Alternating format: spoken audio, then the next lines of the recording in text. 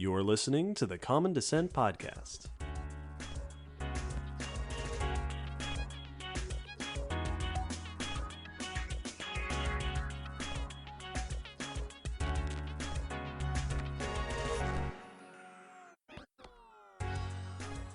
Hello, Will. Hello, David. Hello, everybody, and welcome to the Common Descent Podcast. This is episode 134, and this episode's topic is Sanguivores, which is a fancy science word that means things that eat blood. Blood.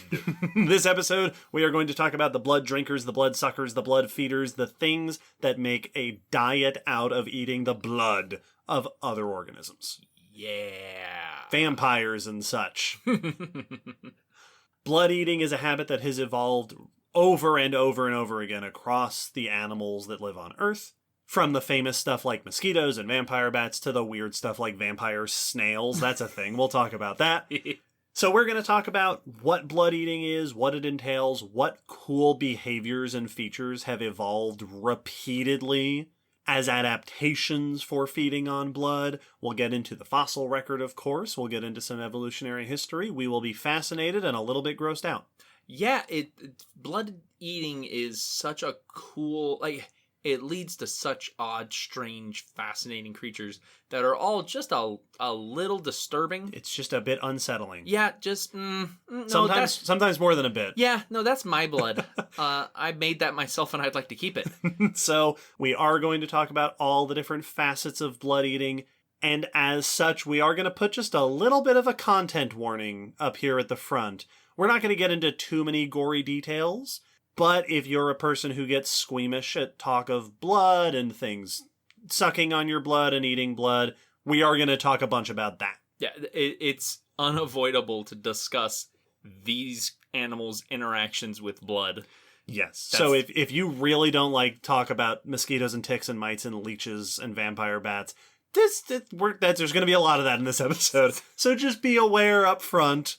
We're not going to be disgusting, but we're talking about some kind of disturbing stuff.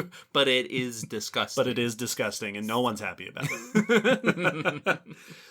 All that and more once we get into the meat of the episode. But, of course, just like all of our episode topics, this subject was requested by one of our listeners. In this case, Felix requested this topic. Excellent request. Fantastic. Thank you for that. More on that later, but first let's get through some announcements. As usual, we're going to start our announcements with talking about Patreon. We have a Patreon. We do. This podcast is supported in full. All the cool stuff we're able to do, all of our science communication efforts are funded by our supporters on Patreon. If you'd like to support us on Patreon, we welcome you to do so, and you will be rewarded with goodies. Yes. One of the goodies you can get at a certain level is that we will shout your name out in gratitude on the podcast. This episode, we would like to welcome and thank Mark and Thea. Thanks. Welcome to the Patreon, and thank you so much for your support. If you are a patron, other goodies on Patreon include things like getting to read director's notes, getting some bonus audio content like bonus news, getting to ask us questions, which we answer at the end of each episode. Spoiler alert, we will be answering questions at the end of these episodes. Yep. These days we're doing Patreon live streams. There will be one shortly after this episode comes out, so keep your eyes and ears open for all of those things.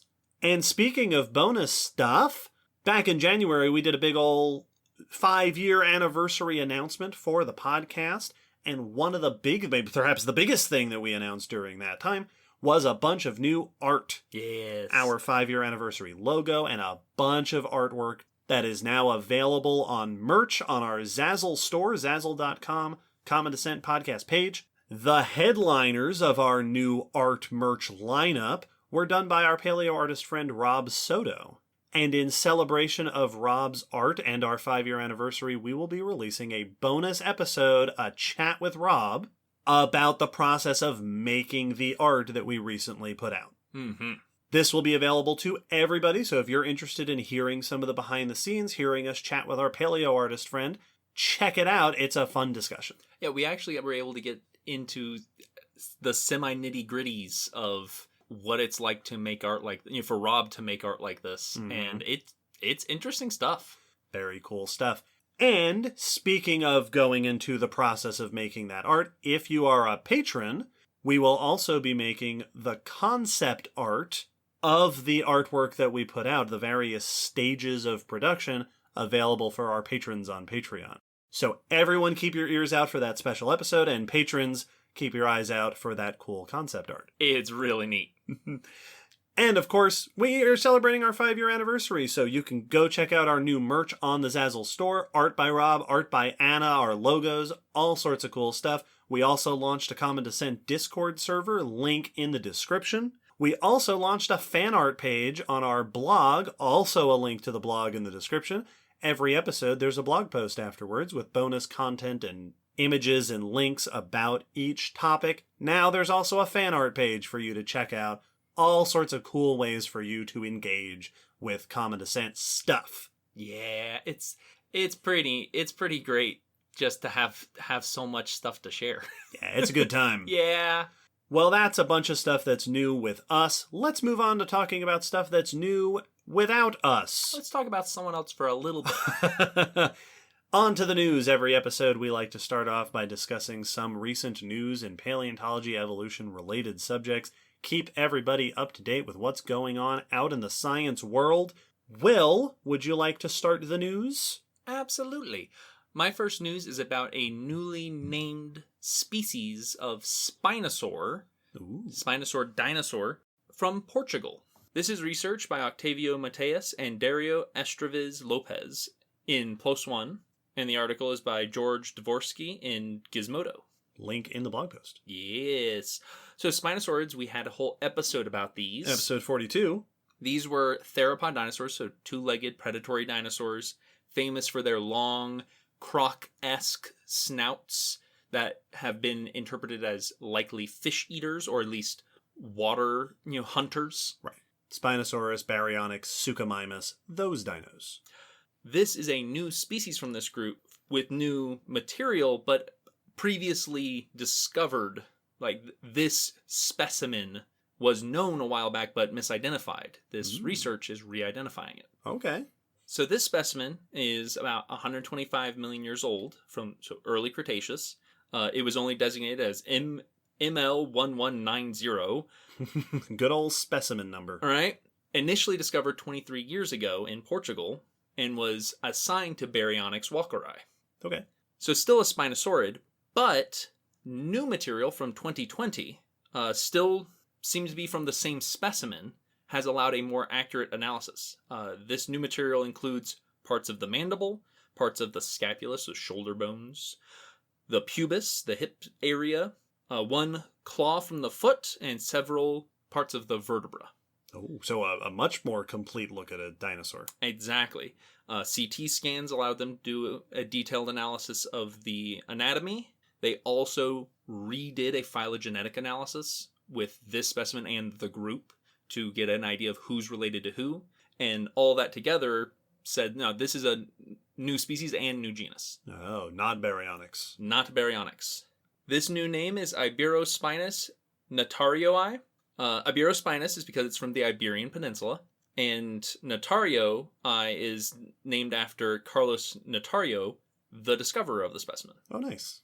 It has been found to be a sister taxon to Baryonyx and the Suchomimus group. So outside of Spinosaurinae, like actual Spinosaurus and their cousins, it doesn't seem to be that different, though, from the overall group. It's got a lot of the features you'd expect. It seems to have that long snout. The dentary shows, that's the bottom jawbone, shows a high density of vein and nerve openings.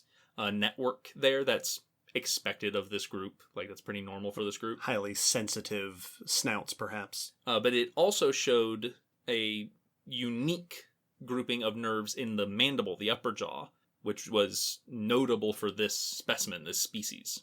One of the most interesting things, though, is that morphologically, the analysis showed that it has a mixture of features between more basal and more later on Spinosaurids. Gotcha. So more ancestral features as well as more later, more what we call derived features. Exactly.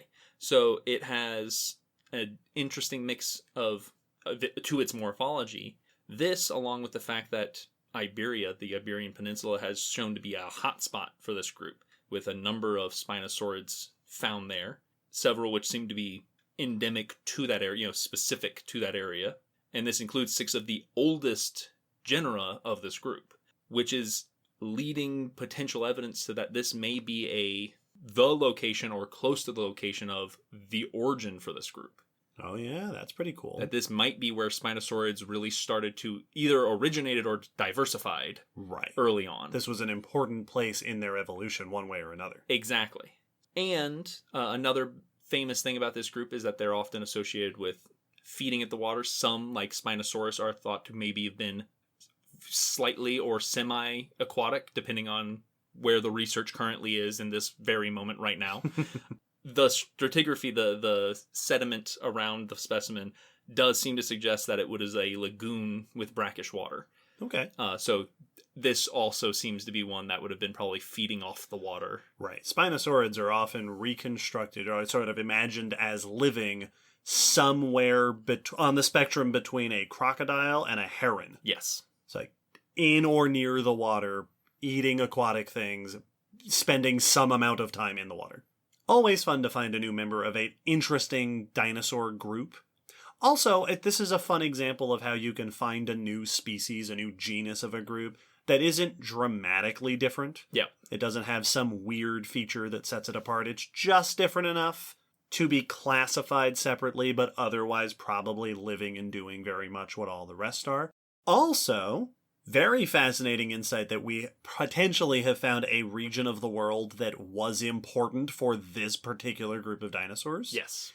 And it also makes me think, and this is going to be a very brief but very niche reference, about the new generation of Pokemon games that they just announced, which seem to be taking place in Iberia, and the artists out there who are imagining that Fuecoco, the Fire Croc starter Pokemon, might become Spinosaurus-like in its later evolutions. Hey, there's some support for it. I'm here for it. That'd be cool. Yeah, no, it's pretty neat. I did notice one thing when I was reading the news article and I was looking up potentially others, is a lot of them would have in the title semi-aquatic dinosaur, which I found kind of odd because, at least to my knowledge, the current debate on that with like Spinosaurus definitely has evidence, but I don't know that there's tons of evidence that the others were like swimming. All in all, the Spinosaurids generally are reconstructed as living near water, often eating aquatic prey. Semi-aquatic has been suggested for Spinosaurus, certainly, yes, for potential adaptations of spending lots of time in the water. I don't know that I would call the whole group necessarily semi-aquatic. Yeah, which is the reason I would noted it is because I read that and I was like, oh, interesting, and then went through the article and there was no mention of like aquatic adaptations in this new specimen. They're saying this is part of a group that is associated with near shore or near water or potentially semi-aquatic habits. Yes. So semi-aquatic as shorthand for Spinosaurids. Yes, exactly. Right. So if you get confused in reading, that might be part of the reason. It is an ongoing, all the time challenge for journalists and for anybody who's trying to communicate the science of dinosaurs and other ancient creatures to find a way in your headline, in your blurb that everybody's going to see first, to communicate what kind of animals you're talking about without having to go into details. Yes. It doesn't surprise me at all that a journalist or an editor or whoever it is deciding this was facing this challenge of, well, we can't say a new Spinosaurid because we don't think that enough of our people who are going to see this headline are going to know what that word means off the top of their head. What is a shorthand way to refer to Spinosaurids, and settled upon semi-aquatic dinosaurs? Exactly. Even though that's probably not a totally accurate way to just refer to the whole group. Yes. A cool find, but the kind of cool find that can be tough to write a very short headline about. Well, my bit of news is something that is great for short headlines. This is also a new species, also a reptile, also from the Mesozoic. This is the so far largest known Jurassic pterosaur. Ooh. This is research by Natalia Jagielska, sorry if I'm mispronouncing that, et al. In the journal Current Biology, and we'll link in the blog post to an article in National Geographic by Michael Greshko, Pterosaurs are the Mesozoic flying reptiles, your pteranodons and dimorphodons and quetzalcoatluses and such. We also did a whole episode about them, episode 79. Pterosaurs are famous for being very diverse and also for getting extremely large, but the large pterosaurs are restricted to the Cretaceous period. Yes. Pterosaurs show up in the Triassic, but they stay relatively small, and by relatively, not the size of airplanes. Manageable. Until the Cretaceous. Generally speaking, pterosaurs before the Cretaceous are estimated to all tend to have a wingspan under 2 meters. 2 meters, 6 or 7 feet, which is a decent size for a flying animal, but not the giants of later. Yeah, that means that the pterosaurs of this time all had wings that were not wider than most adult humans' arm spans. Yes. This study identifies, like your dinosaur, a new genus and species of pterosaur from the Middle Jurassic that is larger than expected. The discovery is a well-preserved skeleton from the Isle of Skye in Scotland, dates to around 167 million years old, like I said, Middle Jurassic. The discovery includes part of the skull, limb bones, tail, ribs, and vertebrae. It also features a well enough preserved brain case to get an endocast. That is, we have a sense of what the inside of the cranium looks like, especially with the help of CT scanning, which means we can look at the neuroanatomy. And there are some descriptions of what the brain's shape looks like in the paper and how it relates to other pterosaurs, which is pretty cool. Of course, a new genus and species gets a new name. This one is named Yarkskianach. The name is not spelled like it should be pronounced that way because it is Scottish Gaelic. Oh, wow. So to my English reading eyes, and I'm sure many of our listeners, it is very surprising that it is pronounced Yarkskianach because it's spelled like that. Huh. Well, I'll be. Yep, it's spelled Yarkskiathanach, but that's not how it's said. Yarkskianach, Scottish Gaelic. The paper describes that the name has a double meaning. It means winged reptile, but it's also a reference to the Isle of Skye, because the Gaelic name for the island means winged isle. Oh, cool. So the name has a little bit of both, which is a very cool naming scheme. That's fun. Yark belongs to the group called the non-pterodactyloids, which, as we discussed in the pterosaurs episode, means not part of this other group. It has a relatively long tail, similar to smaller pterosaurs like Rhamphorhynchus. Now, I say smaller. Rhamphorhynchus is pretty big for one of the small pterosaurs. Like I said, usually this category of pterosaurs tend to have wingspans under 2 meters, but Yark is bigger. The wings are incomplete and the skeleton isn't, laid out flat with its arms stretched out, so they do have to estimate the total wingspan. But they do estimate it at being at least 2 to 2.5 meters wingspan. And they also cut into the bones to examine the bone histology, the growth patterns, and found that it was still growing. Oh, wow. At the time of death. This was not fully grown adult. So, that would suggest that it would have gotten potentially even bigger, 2.5 meter wingspan or more, making it the size of some of the largest modern birds, like albatrosses. Makes it the largest Jurassic pterosaur known from a well-preserved skeleton. And also, I thought this was really cool. The article points out it's the first new pterosaur named from Scotland since Mary Anning found Dimorphodon in 1828. Whoa! This is the first new pterosaur from Scotland in almost 200 years. This is a neat specimen. How cool is that? That's awesome. Now, of course, it's not just that it's super big and cool.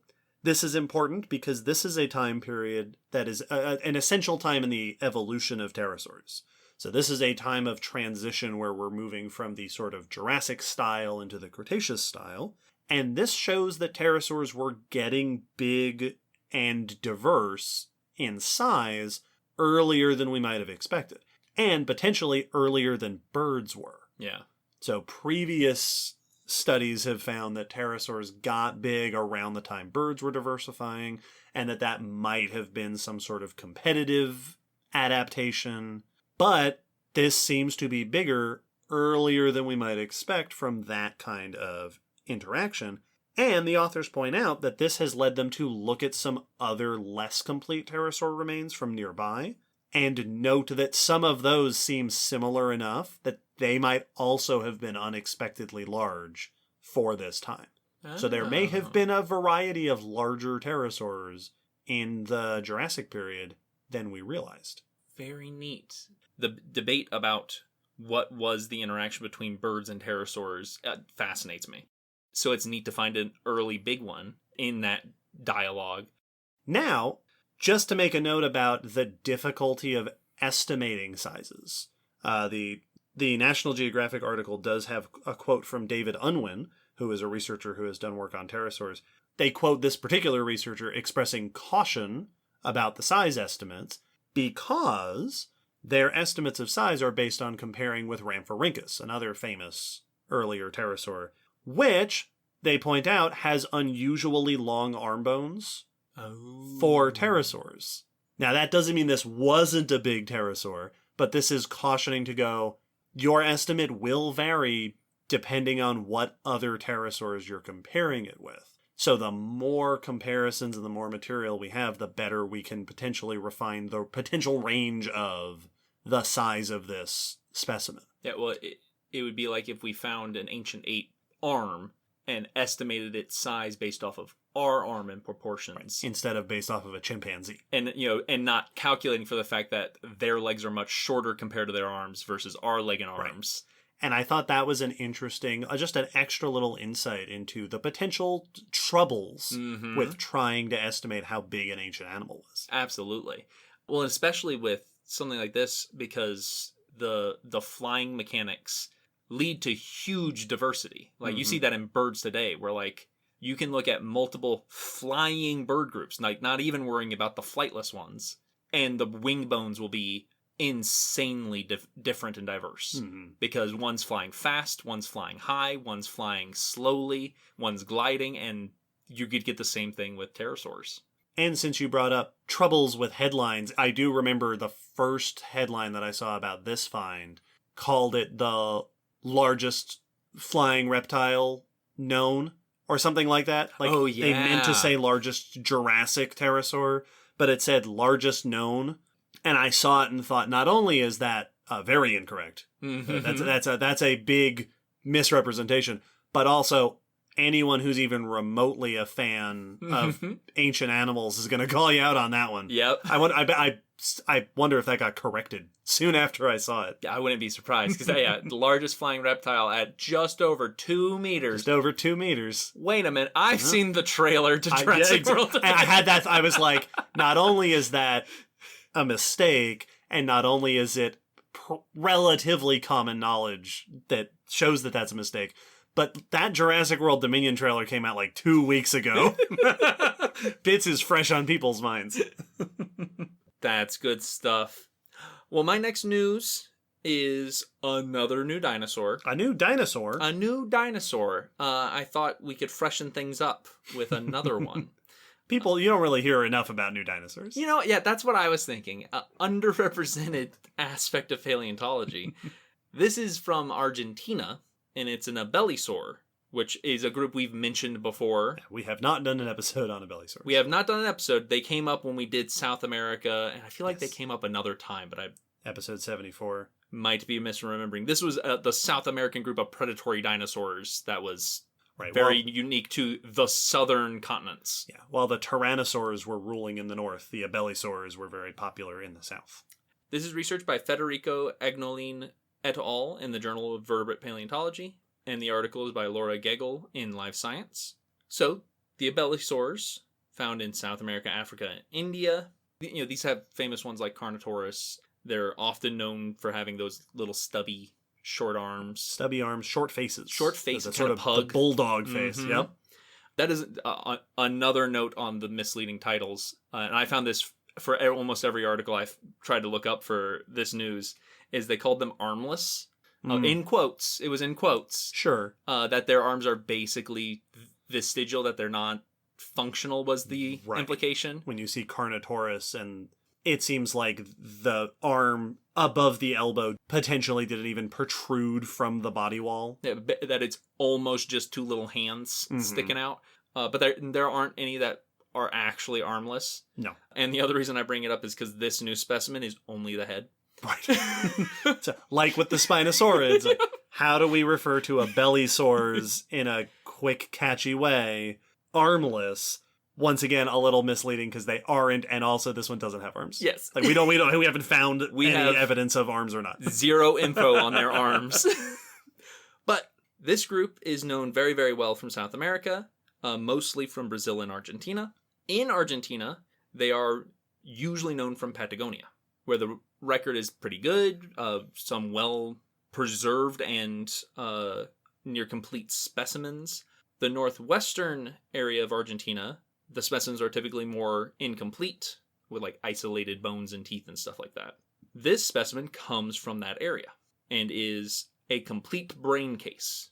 All right. So it's still isolated, but it's coming from that region, late Cretaceous, and it possesses enough unique features to be ID'd as a new species. The new taxon name is Güemesia ochoai, named for General Martin Miguel de Güemes, who was a hero in the Argentine War of Independence. Oh, cool. Which is a cool name to be named after. Like, that's awesome.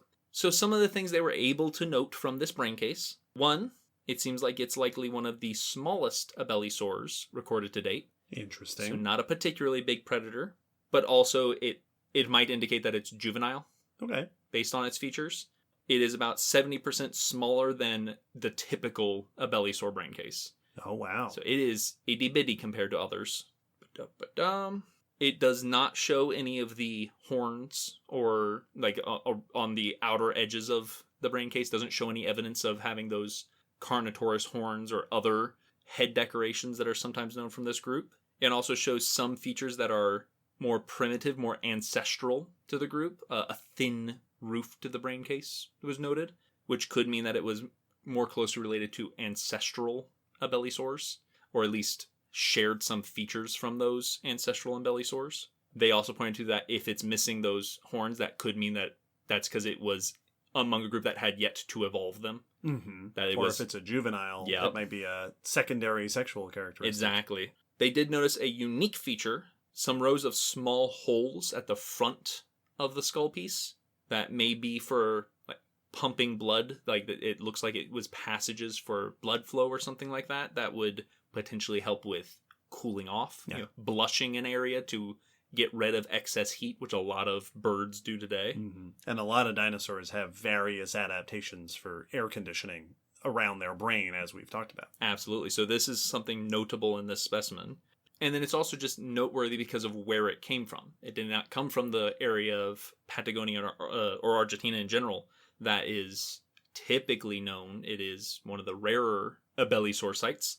And its unique features may indicate that there was a distinct grouping along with other specimens found there, that this area might have been noteworthy from the other areas of Argentina as far as abelisaurs were concerned. Mm-hmm. There may have been, as they said, providences that were separating out this group.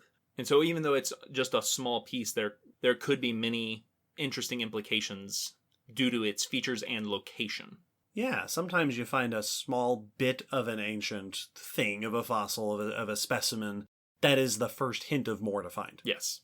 And the fact that it's a brain case allowed them to still do quite a bit of study, even though it's just, one small percentage of the whole animal. Right. It's a part that actually can still tell us quite a bit about the animal. Yeah, often when you think about isolated pieces, individual bits, we're talking about partial limb bones or vertebrae or teeth or things like that. A brain case is a very useful and informative part of the body. Because we can, if you get part of a leg, we can still usually tell what group it came from because, a dog leg and a cat leg do not look the same. Right. So we can still place it, and we still may be able to get a size estimate and maybe even ideas on it's very similar to this other leg, which seems like a running animal, so this may have also been that.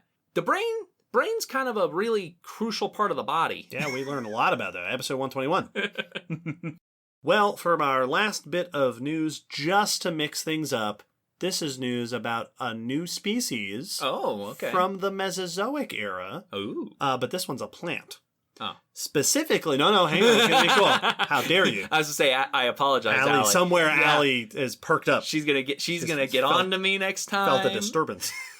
These plant remains were found among volcanic deposits in the Deccan Traps in India. Ooh. And there's a fun little twist that the headlines have been taking advantage of.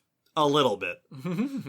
This research is by Rachel Reback et al. In the International Journal of Plant Sciences, and we will link in the blog post to a press release in phys.org by Gerald Pinson from the Florida Museum of Natural History. We've talked about the Deccan Traps in India before. They came up in episode 5 about the end Cretaceous mass extinction. They came up in episode 131 when we talked about large igneous provinces. The Deccan Traps are a large igneous province. Echo, echo, echo. Yep, I need a special microphone for that. This is like when the character says it and the words come out and fill the screen. Large igneous provinces. Which means a vast area of repeated volcanic rock deposited by successive massive eruptions of lava across a landscape. Layer upon layer upon layer over years and years and years. In this case, they are repeated layers of basaltic flows from the latest Cretaceous. This is the large igneous province that is associated with the end Cretaceous mass extinction. But despite this being an area with lots of volcanic activity, between the basalt flows are what are known as intertrappean beds of other rocks, sedimentary rocks. That's a good name. Shales, cherts, limestones, and clays, many of which have fossils. This study examines tiny, very well-preserved fruits in some of the chert deposits. With CT scanning, they were able to identify these fruits as having probably belonged to some kind of trees or shrubs within the group called Euphorbiaceae, which are commonly known as spurges or euphorbias. Today there are several thousand species of euphorbias, which include such plants as rubber trees, castor oil plants, and poinsettias, among many, many others. This is exciting because, along with remains of wood from similarly aged deposits, these represent the oldest known fossils of this group of plants. Ooh. Right at the end of the Cretaceous. They identified 2 different species here. One of them is already known, Sarangiocarpon mogawensi. The other is a new species, Euphorbiothica deccanensis, both of which the fruits that they're using to identify them are less than 5 millimeters in diameter. Wow. So these are very small plant remains, which is not uncommon for studying plants. This find is exciting for 2 big reasons, one of which is the secret special twist. The first is that this helps us to understand this time period in India history. India as a landmass has an unusual and unique history, as we discussed back in episode 119. These deposits come from a time when India was on its way north towards the Asian continent, where it is today, during a time period where it was separated and was developing ecosystems unique to itself, approaching the equator. There are lots of interesting questions about what was going on during that time period, what was evolving during that time period. There are certain groups of life that are thought to have originated in this area, or at least their early evolution, important parts of it took place in this area, such as grapes and whales. So this is an interesting time period to be finding new species in, because it's very informative about this part of the world at this time. The other part, the even cooler part, and the part that should be in more headlines, is that these are explosive fruits. Neat. So that is a thing we see in some modern-day euphorbias, including rubber trees and castor oil plants. What they do is that the fruits, as they ripen, they lose water and become desiccated, which puts tension on the outer layers of the fruit until the fruit pops. It bursts and pieces go flying in all directions, dispersing seeds. Yeah. While looking at these ancient fruits, the researchers noted that they have similar anatomy to exploding fruits today, where the fibers in the inner layers are oriented in opposing directions from the fibers in the outer layers. Oh, cool. Which helps create that opposing tension to help that pressure build when it's time to erupt. And this is cool for a whole bunch of reasons. Number 1, exploding fruits. That's awesome. Number 2, finding evidence of this manner of dispersal in the fossil record. Very cool. And number 3, and the reason that journalists should be taking more advantage of this, exploding fruits from ancient volcanic fields. That's awesome. Yes. What a cool discovery. Those are all cool words in one sentence. I like this. Not only do we have fossils between the lava layers, which is always, that's a cool concept. Yeah. These are the things that were surviving and thriving in between being layered. Yep, in between the pulses. If only you knew what was coming. That's awesome. There was actually a note in the article, I think, and in the press release, I think, about how the researchers make the point that in the kind of ecosystem we expect in this area at this time, you would expect to find evidence of larger plants, like trunks and stems that were bigger, but they don't. And it might be that either there wasn't enough time to grow those really large developed ecosystems because you were in a place where you were getting these repeated pulses of volcanic activity, or that because you are trying to grow in relatively thin sediments above the latest basaltic lava flow, there might not have been enough room for tree roots. Yeah. That this area may have just been restricted to smaller plants. Which, I don't want to stress that too much, because it sounds like that is an idea, not something we know for sure. Yeah, to answer why we aren't finding as much as we expect. Right. That could be an answer.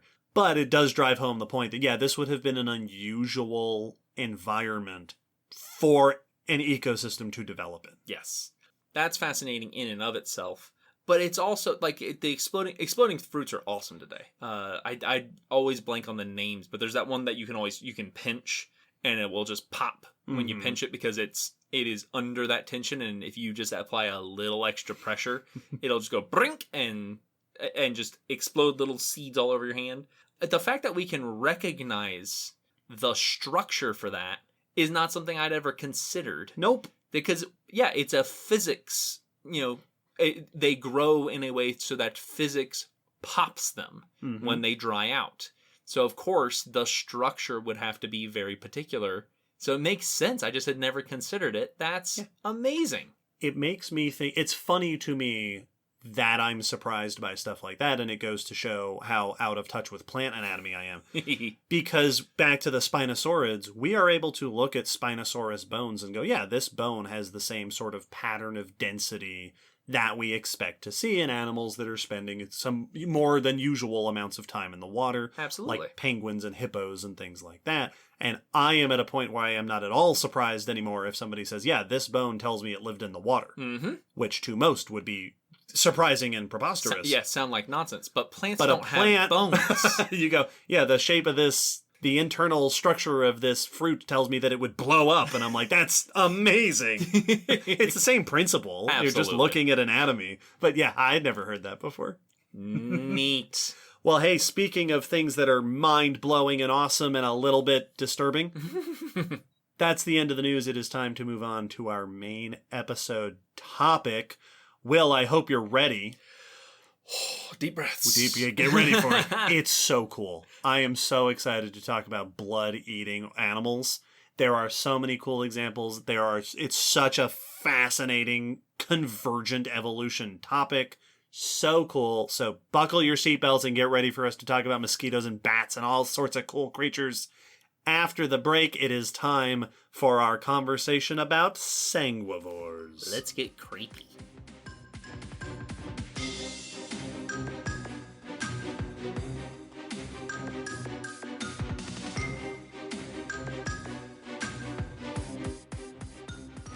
You know, I debated a little bit what words to put in the title of this episode.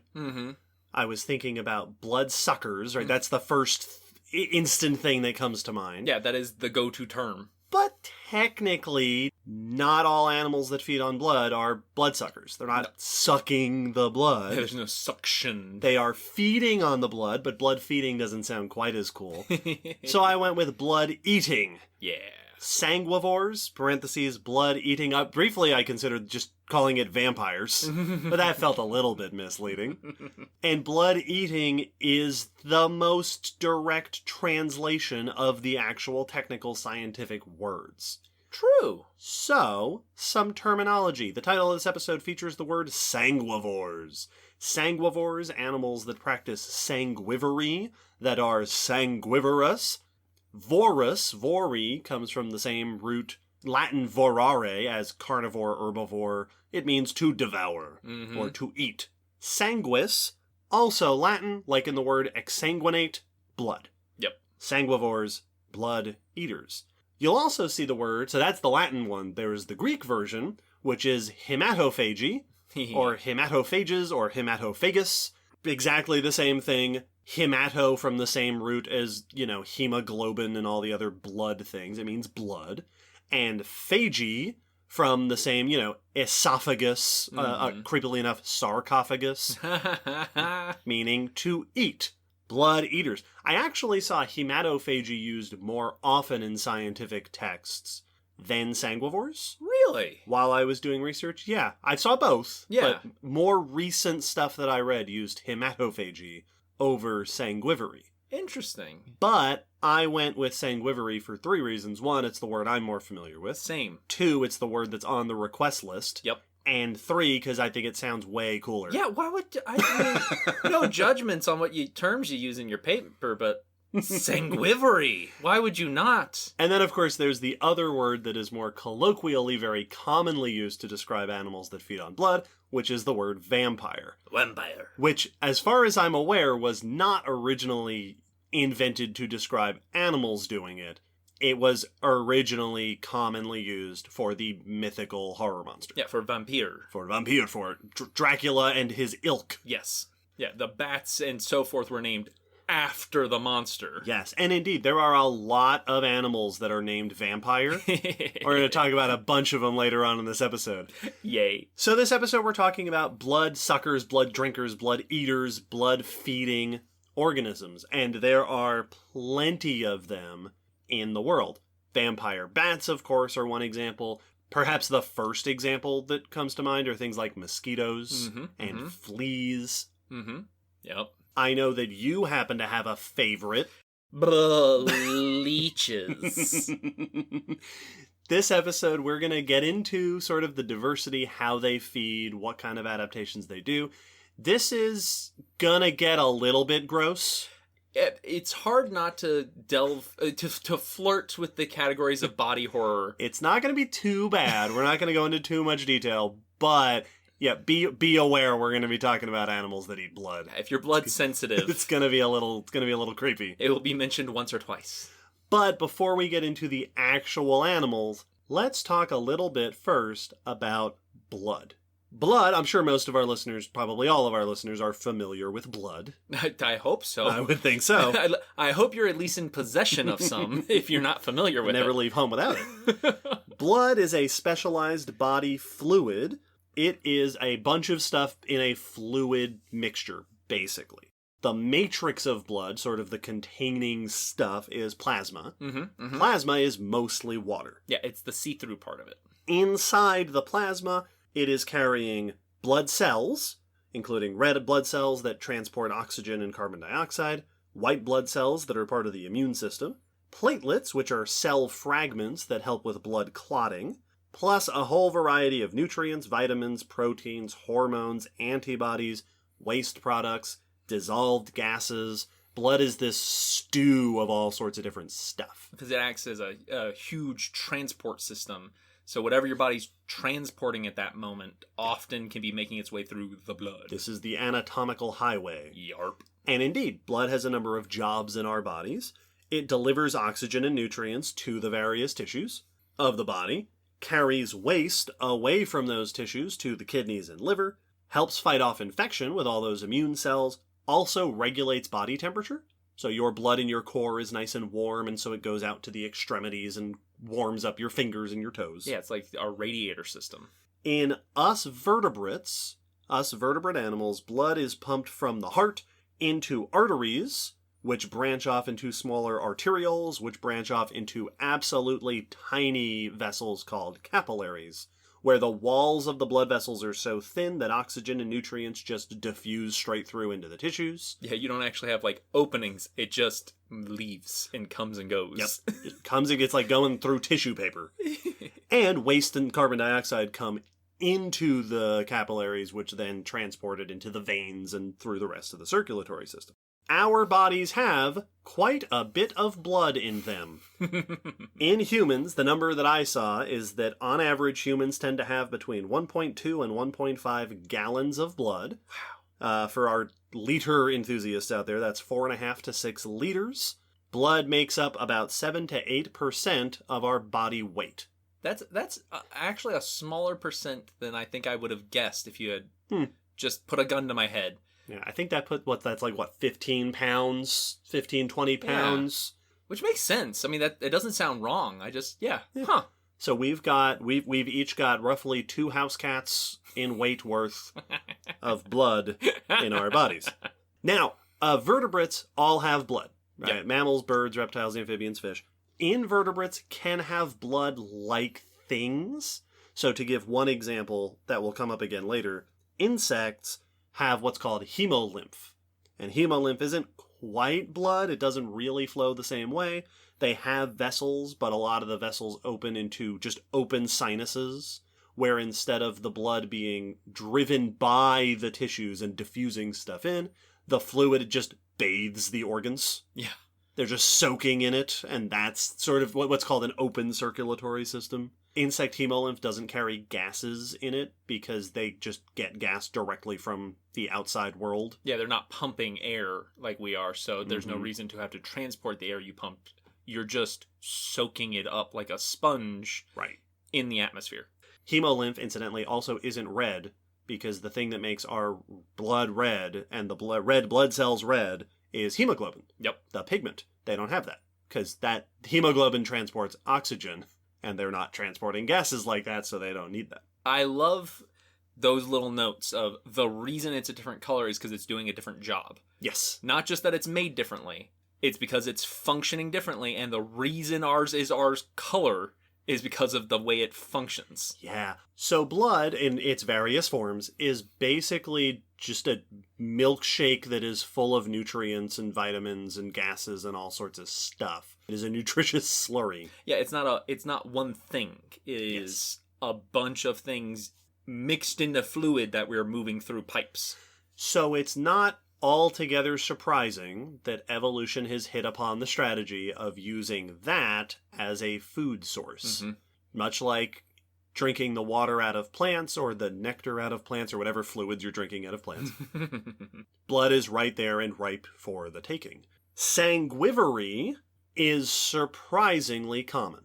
I've seen notes that suggest there are around 30,000 species of known blood-sucking animals, thousands of which are obligate sanguivores. Which is that right there. And that means that they have to eat blood, and oftentimes only blood. And for many of them, would not be able to eat something else, even if they wanted to. Yes. Obligate sanguivores. There are also a bunch of what are known as facultative. So these are terms I think we've used before. Obligate means you have to do the thing. Facultative means you sometimes do. Yes. Probably the first time this came up on the podcast was in regards to bipedalism. Yep. Animals that must walk on 2 legs versus facultative bipeds that can go on 2 legs, but they don't always go on 2 legs, like a gorilla. Yep. So we've got you must drink blood, sometimes do because I guess you feel like it or you need it for something. You dabble. And the most interesting thing about Sanguivore in its diversity is that it has evolved over and over and over and over again in many different unrelated groups.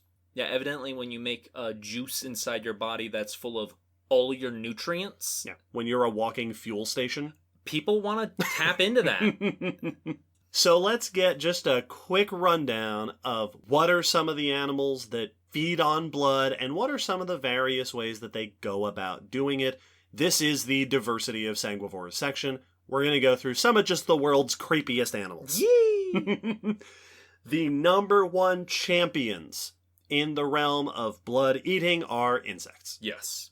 Which is not surprising. Insects are the number 1 champions in a lot of things. Yep. If there's a thing that's been done, insects often did it first. Yep. And probably best. Yep. And among insects, probably the most famous and potentially the most successful of the groups that engage in blood eating are Diptera. Yeah. This is the order that includes your flies, your midges, and your mosquitoes.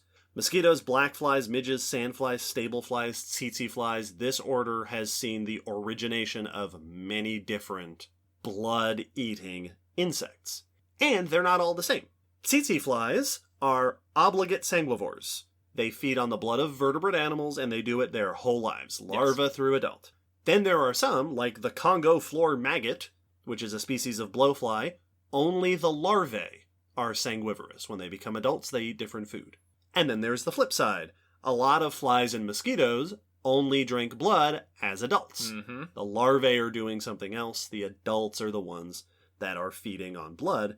And oftentimes in mosquitoes, it's only the females. Yep, and it's only for reproduction purposes. Yes, in mosquitoes, and they're not the only insects that do this, they get a blood meal specifically to get a shot of nutrients to provide for their eggs. Yeah.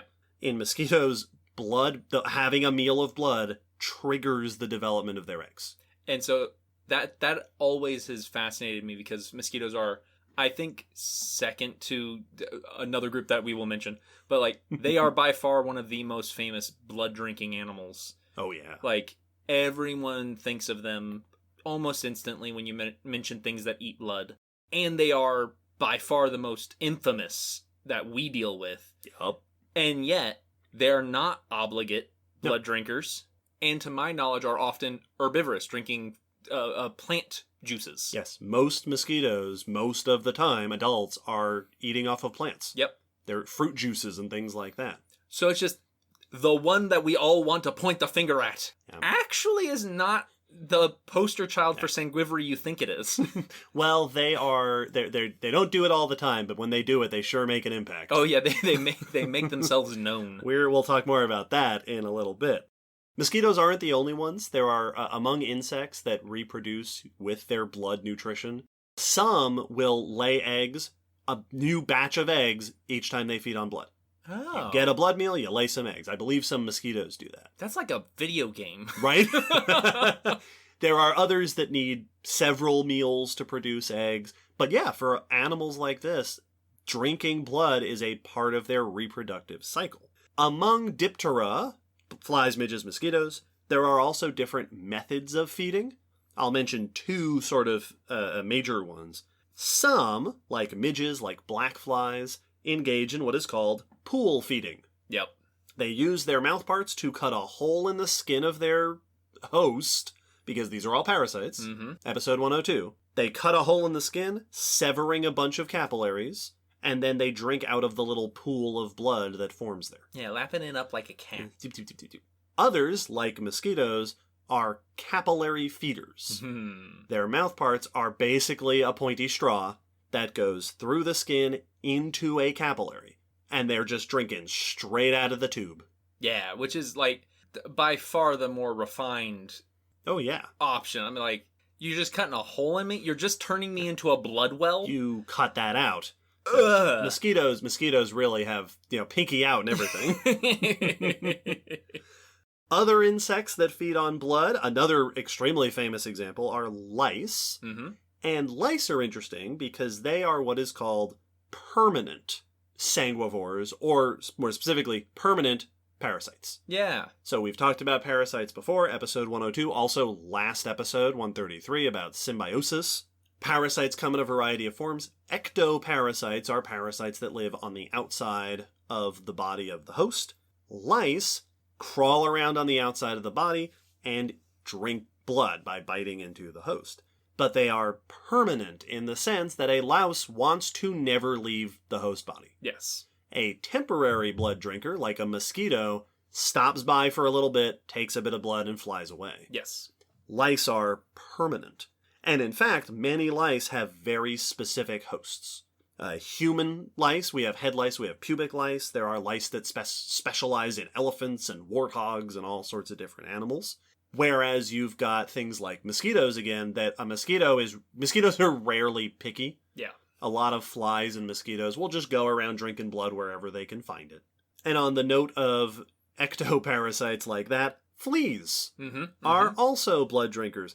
In this case, so fleas are obligate blood drinkers. They must drink blood. That is all that they can do as adults. Larval fleas are different, but as adults, they are obligate blood drinkers, and they feed on warm-blooded animals. They feed on mammals and birds. You won't find fleas eating, fish and stuff like that. There are also blood drinkers among the order Hemiptera, the, quote, true bugs. This includes kissing bugs. It includes assassin bugs. And another of the most famous groups of blood-drinking animals, Will's nodding his head. Yep. Simidae, which is the family of... Bedbugs? Bedbugs. Oh. Bedbugs, which are famous for hanging out in bird nests, bat caves, or beds. Yep. Or seedy hotels. Or your apartment if you haven't cleaned it well enough. Well, actually, that's not even true. I read a whole thing in one of the references I was reading about that bedbugs are not linked specifically to uncleanliness. Yeah. They just get around, and if you're not keeping up with, checking for them, they might get out of hand. If you're letting your linens get out of control, sure, then but a dirty floor does not equal bed bugs. Right. So bed bugs are just Will and I, we've talked a lot about animals with bad reputations, and we will go more into that later in this episode a little bit. And we try not to, they're all just animals. They're all just living their lives. Bed bugs are objectively disturbing. Yes, absolutely. Sorry, guys, but a couple other quick insect examples. There are beetles that drink blood, and there are at least a few species of lepidopterans, which is the group that includes moths and butterflies. Oh, yes, there are. Now, there are moths and butterflies that will feed on carrion, and they'll sort of eat the decaying bodies and stuff. But there are at least a handful of species in the genus Calyptra, which are called vampire moths. Yep, I had forgotten about the vampire moths. Males in this group are known to use their piercing mouthparts, like a mosquito, to pierce the hides of large mammals, even humans, and drink the blood. Which, again, I love, because in mosquitoes we just mentioned it's the females. Yup. And in here it's the males. So there's all sorts of wacky diversity. The diversity, it's insane. These moths typically eat fruit juice and nectar, like mosquitoes. It's thought that the blood might be a good way to get salt. Because blood tends to be kind of salty. There are also moths and butterflies that drink tears. Yep. For the same reason. The lacrimophages, I think is what that's called. Cool. There are other moths that will eat blood from wounds. So if an animal has an open wound, they'll lap up some of the blood. Yeah, opportunistically. This is just a quote I pulled out of a book I was reading about this. There are moths that are apparently known to drink blood, quote, from the anus of feeding mosquitoes. So a mosquito in some sort of insect centipede scenario, you've got a mosquito drinking blood and excreting it during the meal, and a moth will fly around and go, oh, look, well, how handy is this? Straight from the tap. That's hilarious. And I do know that I think mosquitoes do this, and I think there are others, that whenever they're drinking your blood, they are also going to the bathroom on you because they are excreting the water. Yes, absolutely. And we'll talk about that again later. Yeah. Gross. So insects, absolutely champions of blood drinking. It has shown up many times in many groups. There are other arthropods. Arthropods really are, as a whole, the champs, including insects. There are, of course, arachnids that are blood eaters. Ticks are obligate blood feeders on vertebrates. And mites, some of which are parasitic as adults, many of which feed on insects. Right, true. So varroa mites are famous these days because they feed on honeybees. And they're feeding on the hemolymph. They are bloodsuckers, kind of. They're kind of blood eaters. Yes. Because they're eating kind of blood. Yes, semi-sanguivores. Many mites are parasitic in various ways, sometimes only as larvae. And this one gets a little side mention, there is an entire category of parasitic mite larvae that you may be familiar with called chiggers. Chiggers are not blood eaters. Chiggers are eating the cellular fluids of their hosts, not technically drinking the blood. They're cytoplasmvores. Yes. They're slurping up fluids, but it's not blood fluids. That's somehow worse. Right? Isn't like, it? That's like you're going into my body and popping my cells like water balloons and drinking them up. Yeah, it's not great. Yeah, I don't prefer that. Now, if you are a person who just gets the heebie-jeebies about creepy crawlies, we are just about done with all the worst examples. Almost. There are crustaceans that drink blood. For example, the salmon louse is a copepod that is parasitic on salmon. Outside of arthropods, there are gastropods that drink blood. The family Colubrariidae have earned the common name vampire snails. Weird. These are marine snails, so if you think like a cone snail kind of situation. At least several different species are known to feed on blood of fish. They will hang out in the nests or shelters used by fish, and when the fish are sleeping, they will drink the blood. They have a sharp mouth part on the end of a long proboscis, so they just reach it up there and poke into the fish and drink some blood. That's some Lovecraftian vampirism. Getting even less like vertebrates, there are, of course, blood-drinking worms. Yep. There are hookworms, which belong to the group called roundworms. There are nematodes. There are a number of intestinal nematodes that live in the intestines of animals and drink blood from the inside. And then, of course, certainly the most famous blood-eating worms, and indeed probably among the top 5 most famous blood-eating groups of animals. Yep. Will's favorite, leeches. It's the one group of animals that gives me legitimate heebie-jeebies. Leeches, again, we're not here to demonize any animals. Never. Leeches are creepy. Worms shouldn't have teeth and should not hunt you down. Leeches are not, they're not a pleasant group of animals to think too hard about. And stick their long proboscis down into your body. No, I don't want it. There are several hundred species of leeches. They live in marine environments, terrestrial environments, a lot of freshwater species. I read about at least one cave species, a colorless cave species in New Guinea, which is pretty cool. Episode 112, caves. I'll add that to the list of things you might find in a cave. Yeah. There are many leeches that are predatory, that they will eat small animals, small invertebrates, but about 3/4 of them are blood eaters. Leeches are a very dedicated group of blood-eating animals. They prey on all sorts of stuff. Sharks, fish, frogs, snakes, crocs, birds, mammals, leeches.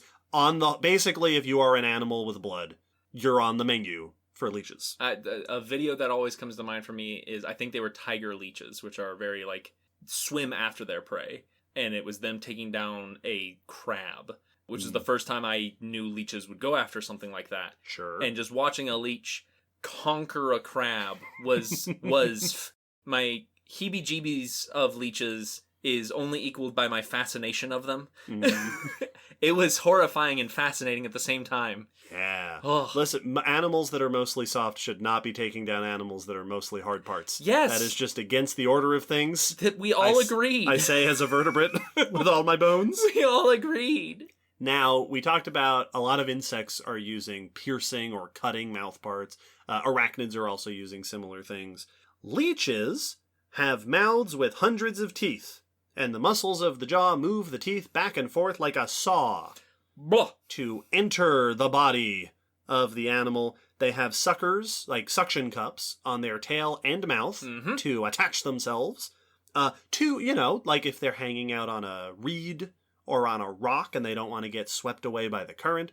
Also, so that they don't fall off the thing they're eating. Well, you also have ones that'll go to the end of leaves and stems and suction cup their little butt down and then wave their face around to hopefully grab you as you're walking by. Waiting for something. Ugh. There are also leeches that will hang out in the water, and when a big animal sticks its face in the water to get a drink, the leeches will seek refuge in their nasal cavities. Yeah, I knew that's what you were going to say. And just hang out in there. And then you said it. And drink the blood. Well, because now they're protected. It's warm and damp and it's dark. That's the stuffiest, worst stuffy nose ever. I read a story. Oh man, do I want to say this on the podcast? This is gross. Be aware, this part's gross. I read a story in a book that I was reading. I'll link to it in the podcast, in the blog post. About a bunch, I think these were soldiers. It was some European military crew that was traveling across the Middle East or Northern Africa, somewhere in there. and a group of people who weren't familiar with the surroundings, who drank a bunch of water from a nearby river or stream that was, unbeknownst to them, full of larval leeches, and ended up with, as the book described it, when the men started getting ill a couple days later, and the doctors observed that their noses and mouths and throats were covered in leeches.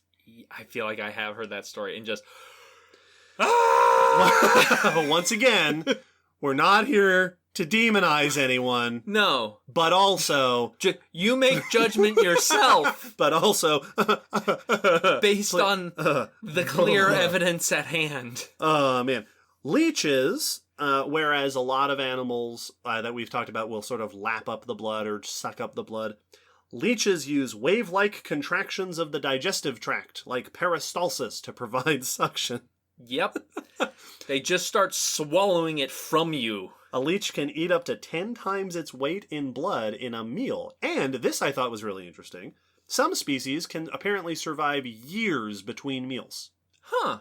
That it can just eat a bunch of blood and then hang out and not do anything for a couple of years. See, this is like a mythical D&D fantasy monster that, like, the colorless cave leech takes on passenger only once every few years. Right. But it can survive off the blood that it takes. And just like, wow.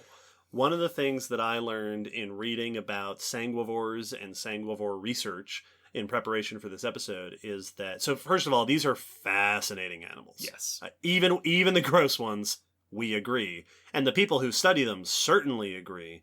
And I learned that it is a apparently common habit for people that study blood-eating animals that they will also happily feed them. Yep.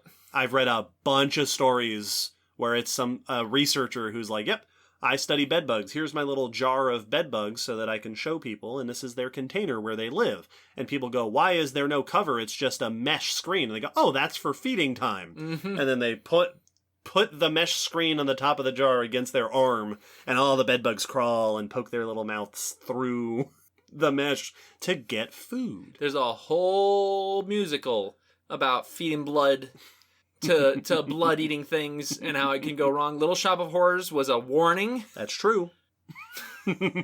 I did read a story of a researcher who went to visit another researcher who kept a bedbug colony.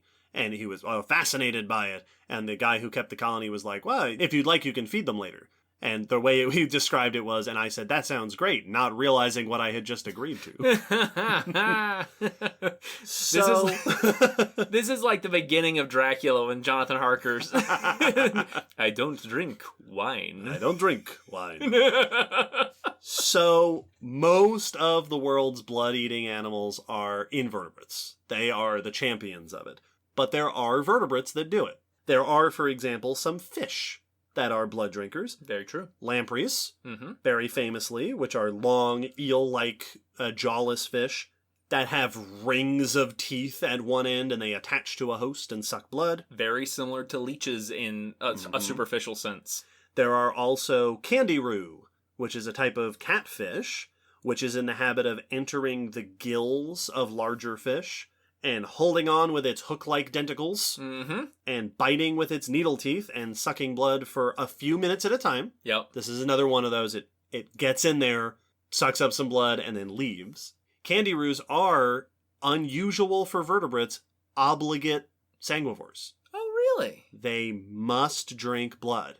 At least the blood-drinking ones. I don't know about the diversity of candiru. Yeah, I'm pretty sure it is a actually pretty diverse group, but I don't remember. Obligate sanguivores among vertebrates, which is very unusual. Candiru, incidentally, are also the fish that there are the legends about them swimming into urethras and getting lodged in there, which has reportedly happened one time. Yeah, this isn't a thing that happens. It is a thing that may have happened to one person one time. It is reported definitively from one person in the 90s, but apparently the rumors were around for decades before that. Mm-hmm.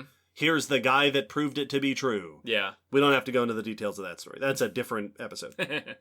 There are also blood-eating birds. Mm-hmm. Mm-hmm. The first one that always comes to my mind are oxpeckers. Yes. This is a group of birds in the starling family.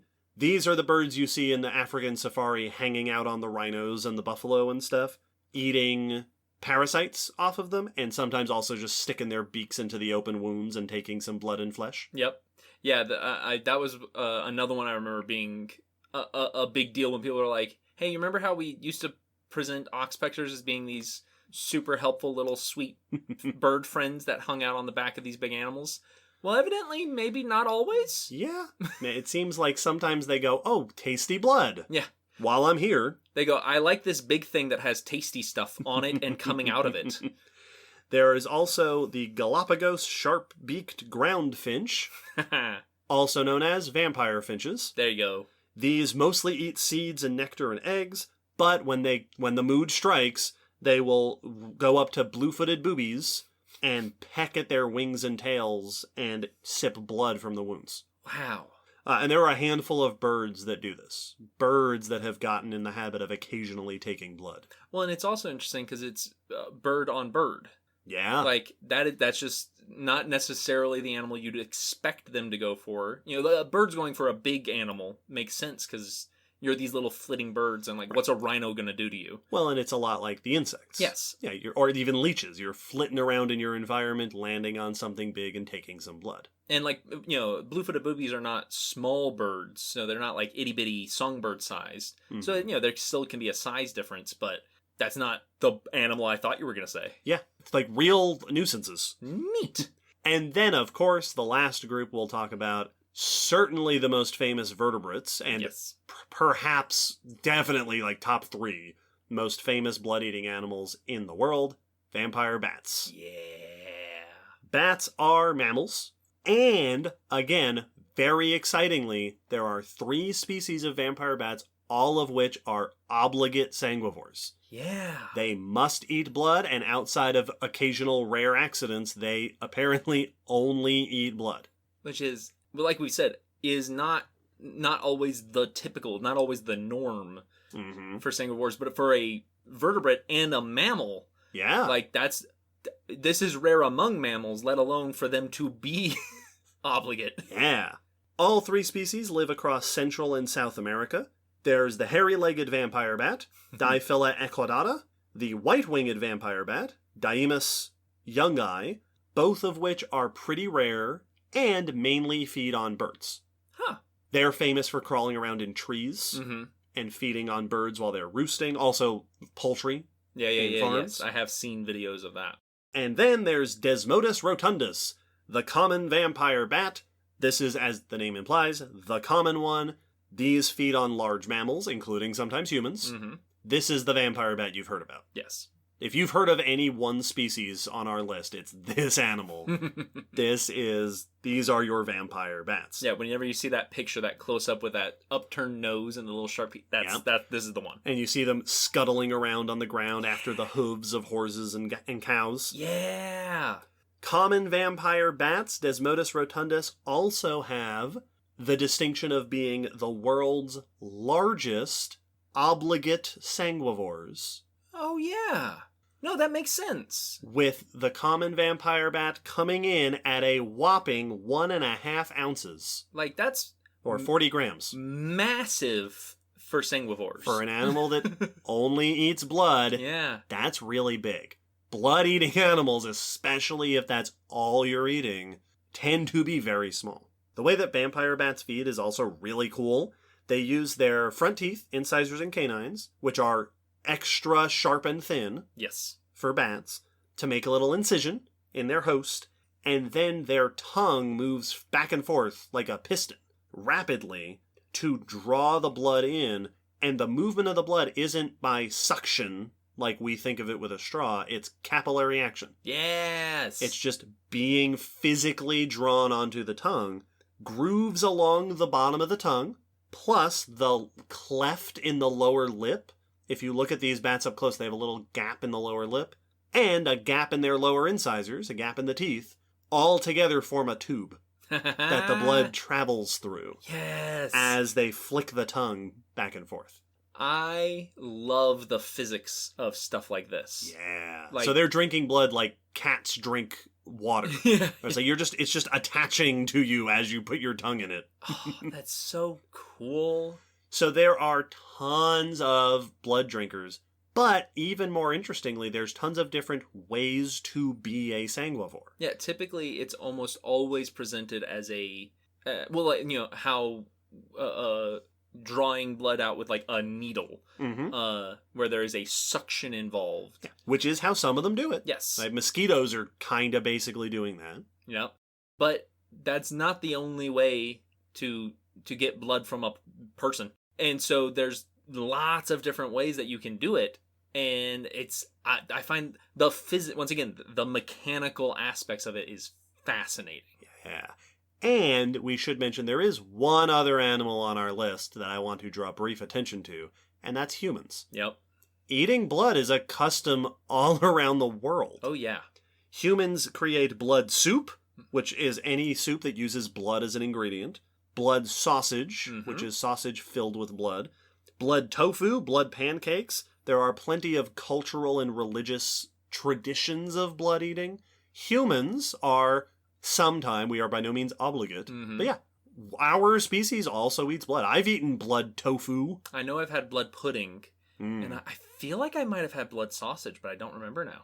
Yeah. So yeah, it is absolutely. I've also heard of things where nomadic groups, and I can't remember, I want to say this was Asian nomadic groups, but I don't remember where, that would mix blood into milk. Yes, I've heard about that. And it adds protein to the milk, and it was basically an energy drink that you could just drink, and it's a meal in and of itself on the go. Yeah. So we are not excluded from sanguivores. Yeah. Now, on the note of humans, our species has some interesting relationships with sanguivores. Blood eaters are not just fascinating to us, they are impactful on our species and our society in a number of ways. First, we use them for medicinal purposes. Yeah. Leeches! Back to leeches again, specifically the species Hirudo medicinalis, the European medicinal leech, has for centuries been used in medical practices. Back in the day, you'd put a leech on somebody to drain blood out of them. Now, in ancient times, it was for things like, balancing the humors. I say ancient times, that wasn't that long ago. Yep. But back when people didn't actually know how blood worked. Yes. In the 18th and 19th centuries, apparently there was what I've seen described as leech mania. Yeah. Across the Western world, where it became so common. George Washington, our famed founding father of our country, was treated to lots and lots of leeches to treat this sickness that he had before he died. And I've read discussions of modern day people looking back and wondering how much that contributed to his death. Yep. That, you maybe a little bit too much of your leeching. Yep. Apparently there was such a leech mania at that time that this species of leeches was almost over-harvested to extinction. Yeah, I did hear about that. Because people went out collecting them for pharmaceutical interests. But leeches are still used today in medicinal uses. Not quite as willy-nilly. Avidly. Enthusiastically. Some surgeries can cause blood to pool in certain parts of the body. Yep. So surgeons will sometimes put a leech on a person's body to drain the blood away that's accumulating there, which allows fresh blood to move in and help the area heal. Yep. That leeches help the blood flow. Yeah, they can deal with areas of basically blood backup. Yes. Where it is gathering where you don't want it to gather, so they can get rid of the traffic jam. So leeches are actively used, and not just like the chemicals they make, which are also used, but the leeches themselves. Doctors will use leeches. By the way, that is absolutely my nightmare, is that I will be in an accident someday and I will wake up in the hospital and turn to thank whoever saved me, and I'll be covered in leeches that they're treating just me on your shoulder where it was broken. It's no. No. Put me back under. Take the arm. Take it. Now, it should be stressed at this point, most blood-sucking animals are not a threat to humans. No. Most of the time, it's a little bite. Even if you get bitten, it's a bite. They take a tiny bit of blood because they are tiny animals and they move on. It's a nuisance at worst, typically. Unless you somehow become just Fear Factor style covered in leeches, you're not going to lose enough blood for it to really be a problem as long as it's a little bit. The main danger, and indeed the main reason why blood-eating animals are important to human study, is because blood eaters tend to spread diseases. Yeah, there's a reason that, blood-borne pathogens is a thing you have to learn about if you're working in public jobs a lot of the time. Yes. Blood is a great way to transfer and catch disease. Yep. Well, it's like how you're not supposed to share your needles for Yep. like your insulin shots and stuff. Because, yeah, blood carries all sorts of pathogens and diseases. And so if you are, say, for example, a mosquito that lands on one animal and connects to their bloodstream and then goes and lands on another animal and connects, you can transmit diseases between. Yep.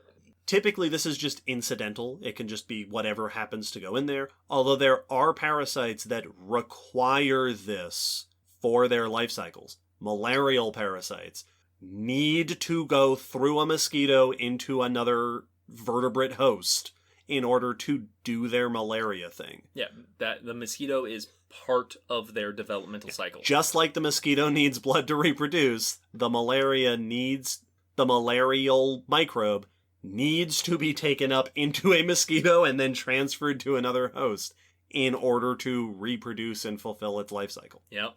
Which is just the bleh. Well, and one of the things I came across when taking notes for symbiotes is that they talked about that malaria has often been an example as a commensal symbiotic relationship with the mosquito because it's just riding the mosquito. Right. But there has been some evidence that it actually does modify the mosquito a bit. Yeah. That it does affect the mosquito, so it might actually be not only parasitic to us if it gets in us, but also to the mosquito it is riding. It's just a bad news for everybody. Yeah. It's a jerk. So, once again, symbiosis. We've got our bloodsuckers that are parasites on their hosts, which themselves can also carry and transmit yet more parasites and pathogens. Certain mosquitoes are famous for carrying malaria, West Nile virus, Zika virus, and others. Fleas will famously carry tapeworms. Yeah. That's often a concern for pets, especially. And even more famously, the plague. Yep. Transmitted by fleas.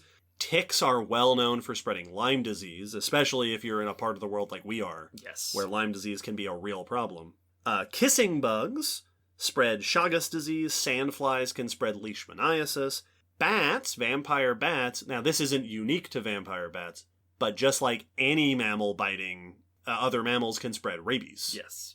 So I guess one way to look at it is that there are a lot of parasites and pathogens that love just how much diversity there is in blood-eating animals. Yeah, that have taken advantage of what a successful lifestyle Yes. sanguivore is. Sanguivores is an evolutionary answer to the fact that blood is super abundant and that there's a bunch of different ways you can access it.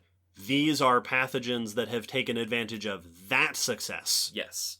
to spread around their various hosts and spread diseases. And some of these diseases are truly horrifying. Like malaria is one of the most infamous ones on the planet. Malaria is, I might still be, I definitely read that malaria has at some points been the most deadly disease on Earth. So there's a reason the study of these organisms is not only because they're fascinating, but especially for some parts of the world, it is paramount. Yes.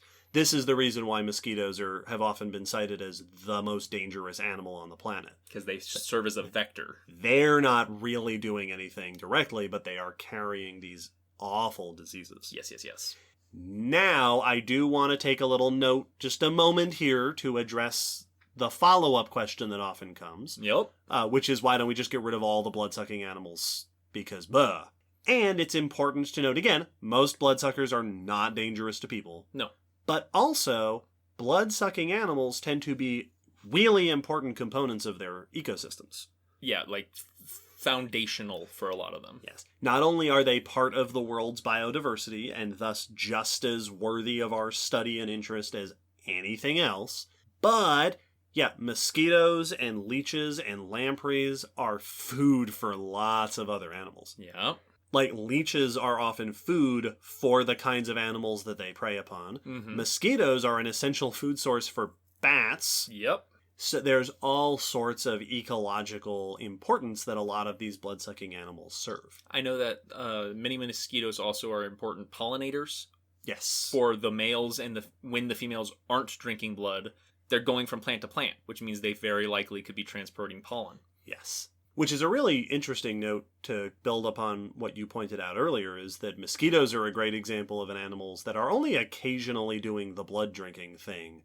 The rest of the time, they're playing a different role. Yes. In their environment. One that we don't notice because it doesn't involve us. Yes, because we don't pollinate. Yeah, they don't make honey, so we don't benefit directly, monetarily from what they're doing, and we only notice them when they bite us. One other quick note while we're still discussing the diversity of blood-eating organisms. I looked and did not find any examples of blood-eating plants. Oh, yeah. There are carnivorous plants, episode 105, that just eat whole animals. I was a little surprised to not find any reports of plants that suck up blood. Yeah. Huh.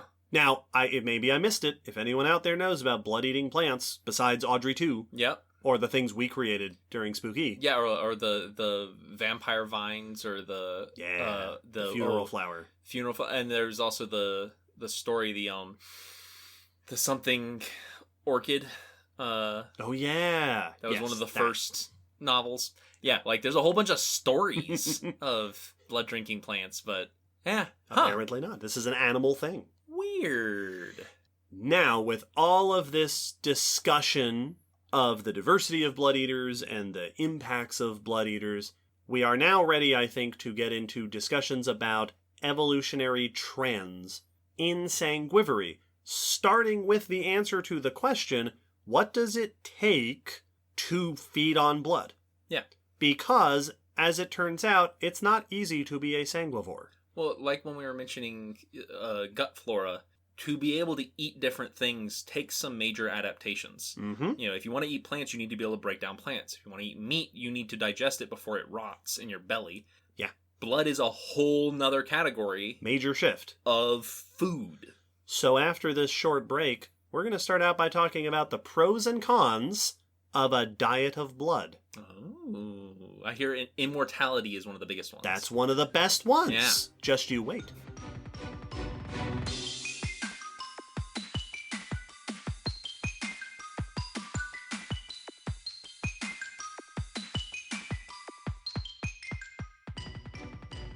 So for any of our listeners out there who are considering becoming vampires, a pros-cons list. Pros of eating blood. Number 1, it's full of nutrients. Yep. It is a nutritional soup.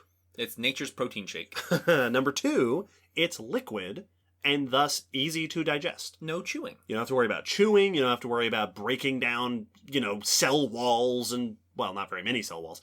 Breaking down plant material and things like a lot of animals have to do. Yeah, you don't have to process solid matter. Yeah.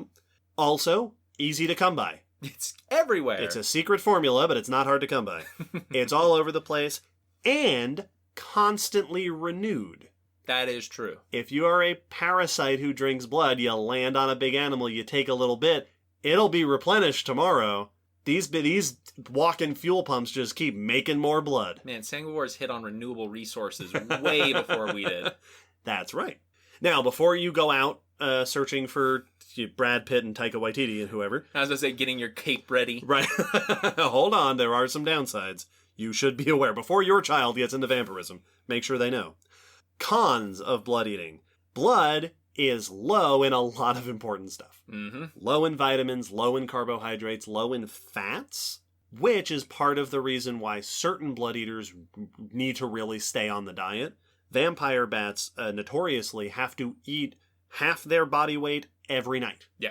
There's no fats for you to store in your fat reserves. It's just a straight shot of nutrient. Yeah, you're not getting that long-lasting molecules that you can burn for a while afterward. Yep.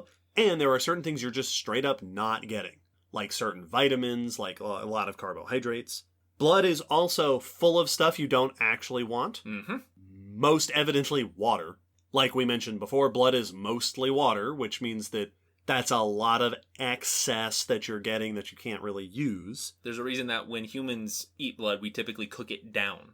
Blood Yes. pudding, we've boiled it until it is a pudding that you can eat. Blood also, vertebrate blood in particular, is filled with toxic amounts of iron. Oh, good point. If you just drink a cup of blood, that's a lot of iron going into your system, which can cause all sorts of diseases and disorders, and also Magneto might come after you. Yeah, oh yeah, no. Like, you make yourself a real target. It's so bizarre to think that, like, if I were to drink a stein of blood, I would get sick because of the iron, even though it's in my blood. But too much blood will kill you if ingested. Because it's where it's supposed to be when it's in my arteries and veins. Yep. Not supposed to go in your tummy. It's not meant to be there. Also, speaking of bad stuff you don't want that's in blood, diseases. Yeah. As we mentioned, especially if you're feeding on something close to you. This is probably the biggest problem with the idea of vampires. Like, a person being a vampire. I guess if you're dead, it doesn't matter. Yeah, that's the undead aspect really circumvents a lot of the issues. But yeah, your own species is the most likely source to find diseases that can infect you. Yeah, most times you get sick, it's from another human. Yep. And the other big downside of drinking blood is that while it's easy to find, it can be hard to access. Yeah, because I don't want to give you my blood. Because most animals that have it want to hold on to it. Selfish. So, Sanguivores have come up with a variety of different strategies to get around some of these problems. And the thing that is most exciting about this, I think, is that a lot of these strategies have evolved convergently over and over again. Yeah. So, Convergent Evolution, episode 70, the process of the same sort of thing evolving independently. Not only has blood eating evolved many times, but the same strategies for doing it have evolved many times. Yeah, similar mechanisms of sanguivory. Cool. Step 1, get to your prey. A lot of sanguivores have special sensory methods for detecting prey, often chemical and temperature clues. I've seen references to a lot of invertebrates tracking carbon dioxide that is breathed out by the hosts of the blood that they want. Vampire bats are a really interesting case because common vampire bats have smaller leaf noses than a lot of other bats because that's a structure that functions in echolocation. And they're not hunting with echolocation, so it's not as important. But common vampire bats have heat-sensing pits. Yeah, they do! Kind of like snakes do.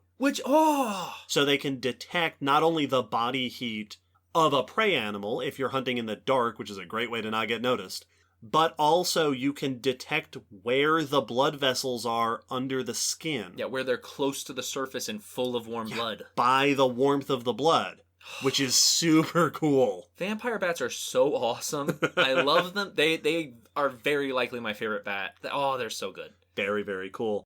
Another strategy for accessing a host is that a lot of sanguivores tend to be really sneaky because that's part of the trick is not getting noticed because you're a parasite and most hosts don't want you on them. Well, yeah, no, life in general is opposed to parasites. Even parasites are opposed to having parasite. No one wants a parasite. And yet... So you have to be sneaky to be a parasite, which is so much of life.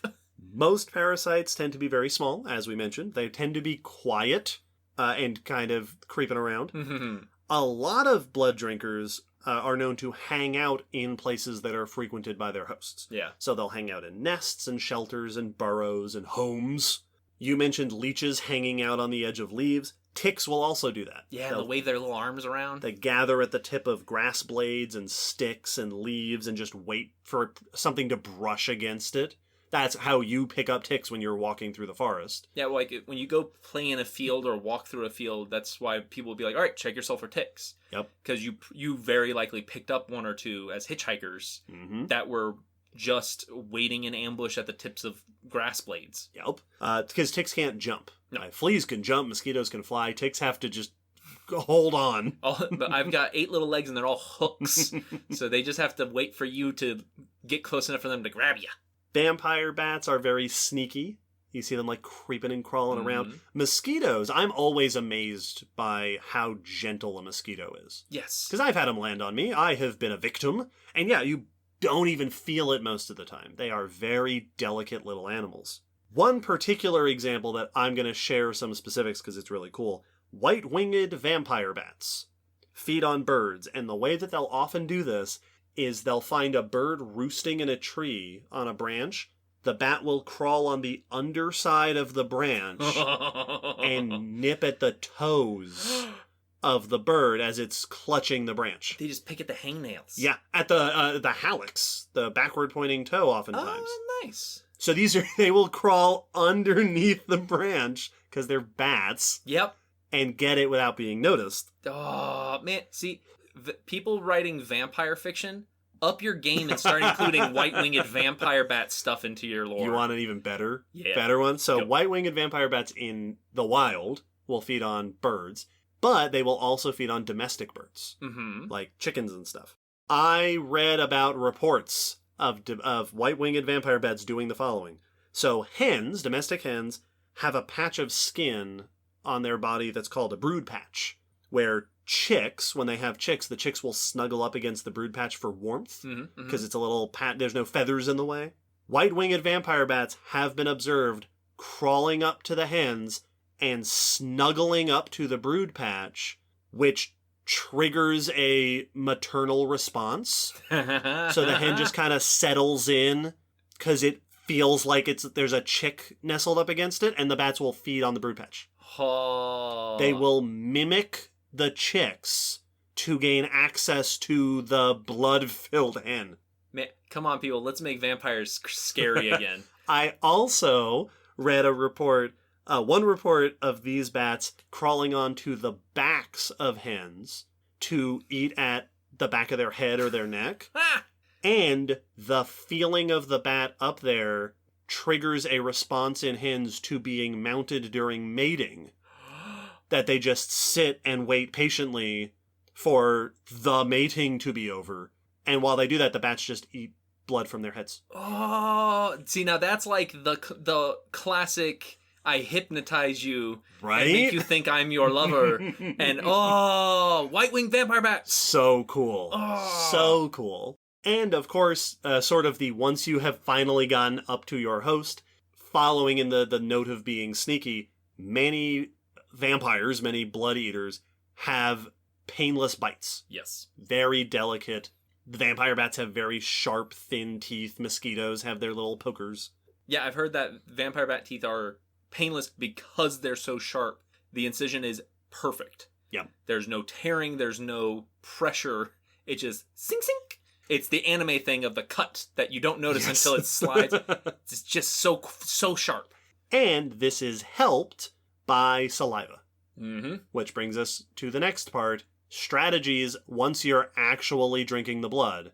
One thing that has shown up over and over and over again across all sorts of different sanguivores is specialized saliva containing compounds that help with the task. Yep.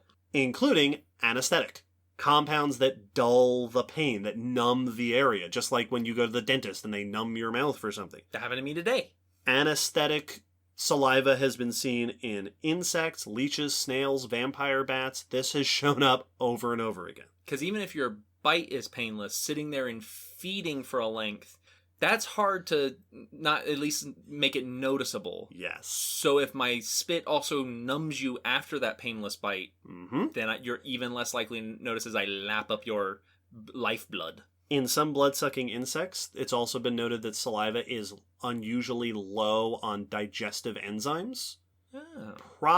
Presumably, to avoid extra damage to the host. Yeah. You don't want to put a bunch of digestive enzymes in there because that's just causing extra damage. Irritation to the area. Yep, we're keeping it minimal. A phrase that I came across while reading about bloodsuckers is that it benefits a blood-sucking animal to minimize contact with the host. Because, if you're noticed,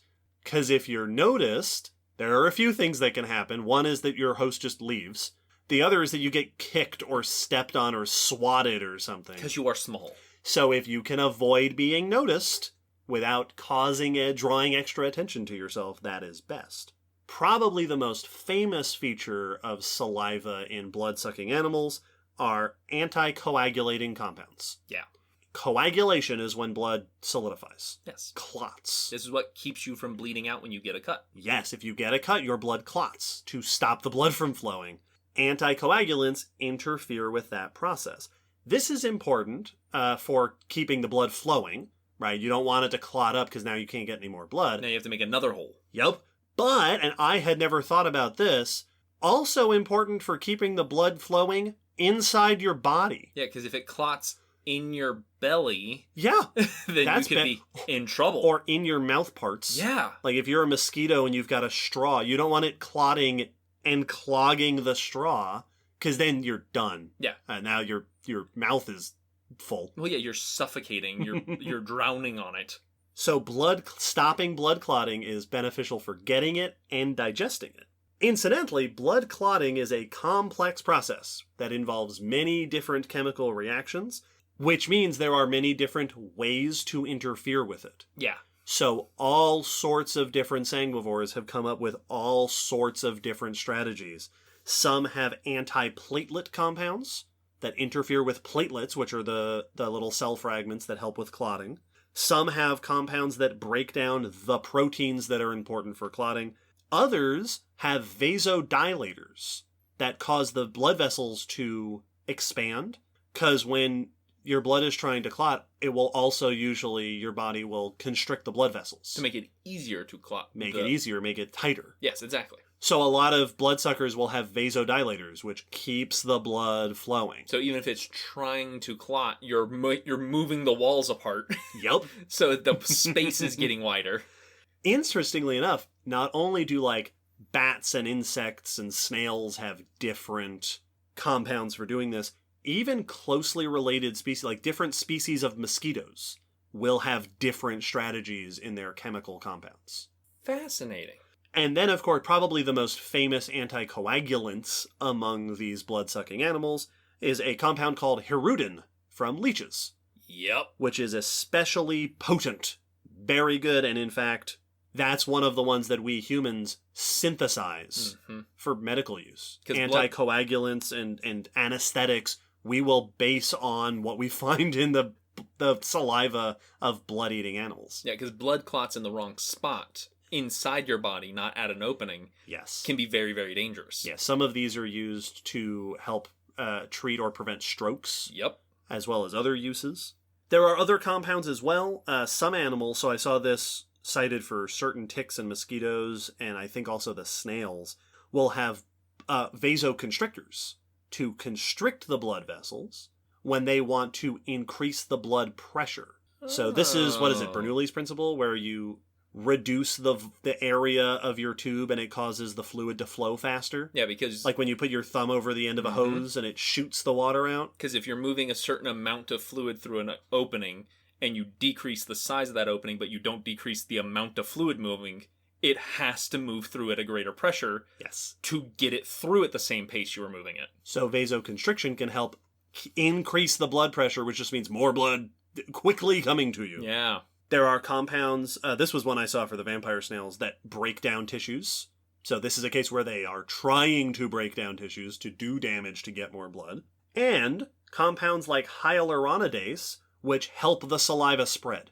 Oh. So this is, we talked about this in Venom, in episode 97, that a lot of venoms, and some would count these as venoms, a lot of venoms have compounds that help the venom spread better to get the effects more widely dispersed. Yeah, exactly. Like if I just envenomate your cheek, then, well, that might not do much. But if I can get it spread around all the vital stuff. Here, it's, instead of this one little pinpoint where my mouth is, let's spread it around this general area, keep the blood moving. Mm-hmm. There are also a lot of strategies we see in blood eaters for not getting hurt.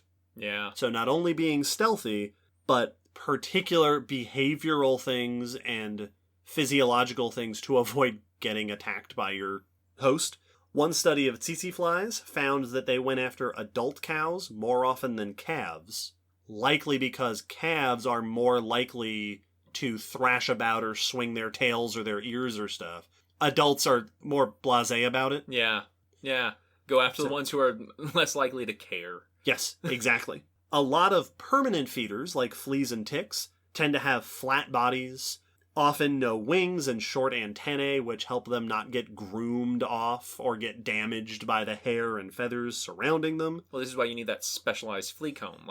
Yes. Typically a comb would get most things out of a fur, but these things are almost equivalent to the width of your dog or cat's hair. So you need combs whose spaces are just barely that. Because they have adapted to not get caught during grooming. Yeah. Because most animals will groom themselves, especially for parasites. And fleas and ticks and mites will often have claws and hooks to attach to their host. It's like those island lizards that hang onto trees during the hurricanes. So that when you use your hairdryer, they don't get blown off. Hold! Now, ticks, a couple extra notes about ticks. This first part I knew, that their mouth parts have hooks on them. Yep. To embed the mouth part in the skin of the host so that it's harder to pull them away. This second part I did not know, and it might be the worst thing I learned while doing all this research. Some ticks, their saliva, in addition to all the other compounds we talked about, have a special cement that adheres them to the host body. Oh. I hate that so much. Oh. In my notes, I took a note on that and I wrote it down and I said, ticks have a special salivary cement. And then in parentheses, I wrote, ah! Yeah. And that's, This is like the things that xenomorphs excrete onto their people, just all that cement-like goo. Yeah. Oh. Fascinating, incredible, amazing, awful. I hate it. There are also a lot of strategies that blood eaters use to deal with all those cons inside the blood. Mm-hmm. As you mentioned, it is very common for blood-eating animals to be really efficient at getting rid of water. Yes. Mosquitoes, like we mentioned, that are excreting the leftovers out the other end while they're feeding. Tsetse flies reportedly can shed almost half of their meal weight in the first 30 minutes. Mm-hmm. Just getting rid of all that excess water. Vampire bats, very famously, will pee a bunch, often while they're feeding. Yeah. So you'll see the ones like on trees, they'll be feeding on their host and then just stick a leg out and pee while they're feeding to just as quickly as possible get rid of that water. See, update that vampire lore. Because not only is that extra water not necessary, but if you're an animal like a fly or a bat, that's also weighing you down. Yeah, water's heavy. Yup. And if you eat a large meal and most of it, as our blood is water, not only is that a lot of weight, but it also means the amount of nutrition you got for that weight is pretty small. Yeah. So get rid of the water and maximize the nutrition to weight ratio. Yup. It just goes right through you. Many blood feeders also have processes that help them break down or excrete excess iron. Cool. And a lot of this process is helped by gut microbes. Last episode, we talked a bunch about your microbiome that helps you digest your food. A lot of blood eaters have specific microbes in their guts that help them break down the components of blood. Also, many blood eaters have special microbes in their gut that provide the stuff that the blood is missing. For example, blood does not have vitamin B, which animals need to turn food into energy. So a lot of sanguivores have vitamin B producing microbes in their gut so that they can get it. That's awesome. In fact, a 2021 study that I looked at found that ticks inherit these microbes from their mothers.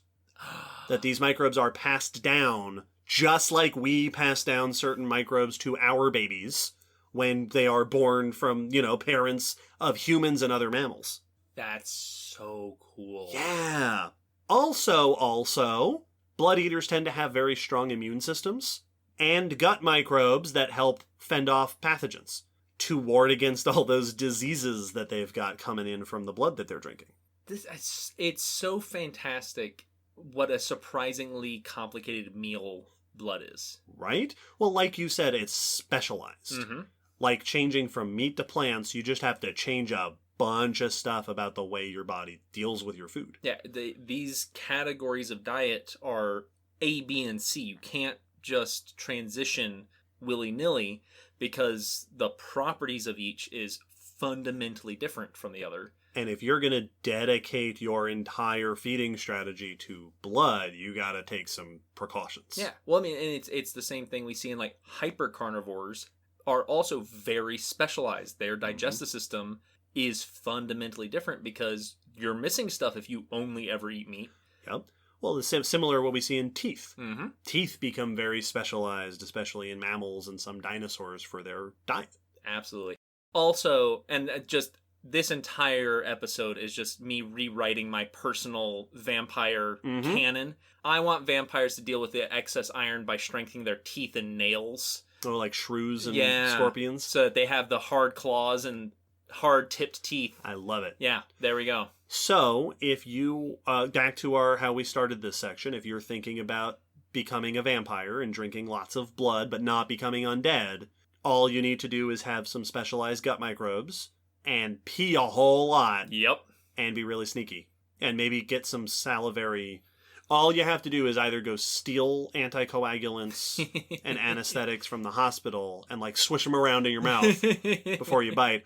Or you get them straight from the source and just get a bunch of leeches. Yeah. Put them in there. No. That way you got it. Just chew them up a little bit and then you can... All right. No. So, we've talked about sort of what the end point evolutionary strategies, right? What do we see today that bloodsuckers have evolved? But we can hardly go through an entire episode of this podcast without diving into the fossil record. Oh boy. Which brings up, of course, the question, are there sanguivores in the fossil record? Are there? Oh, yeah. Okay. Oh, there are so many. I was nervous. I was very surprised. Because behavior is so hard to study. And parasites, as we've talked about, are very rare in the fossil record compared to how common they are in ecosystems. Yes.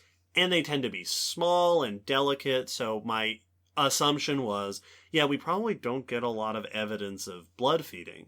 And that is true. But boy, do we get some cool evidence of blood feeding in the fossil record. Cool. Here are some examples. Let's start with vampire bats, because there are several known extinct species of vampire bats. They all belong to the genus Desmodus, which is the same genus as the modern common vampire bat. These fossil species have been found in North and South America. The oldest are late Pliocene, around 2 million years ago. Okay. 2-3 million years ago. So they go back a decent ways. These include the largest vampire bat species known to have ever existed. The giant vampire bat Desmodus draculae. Yeah! From Central and South America. I mentioned before that the largest vampire bats today get up to 1.5 ounces.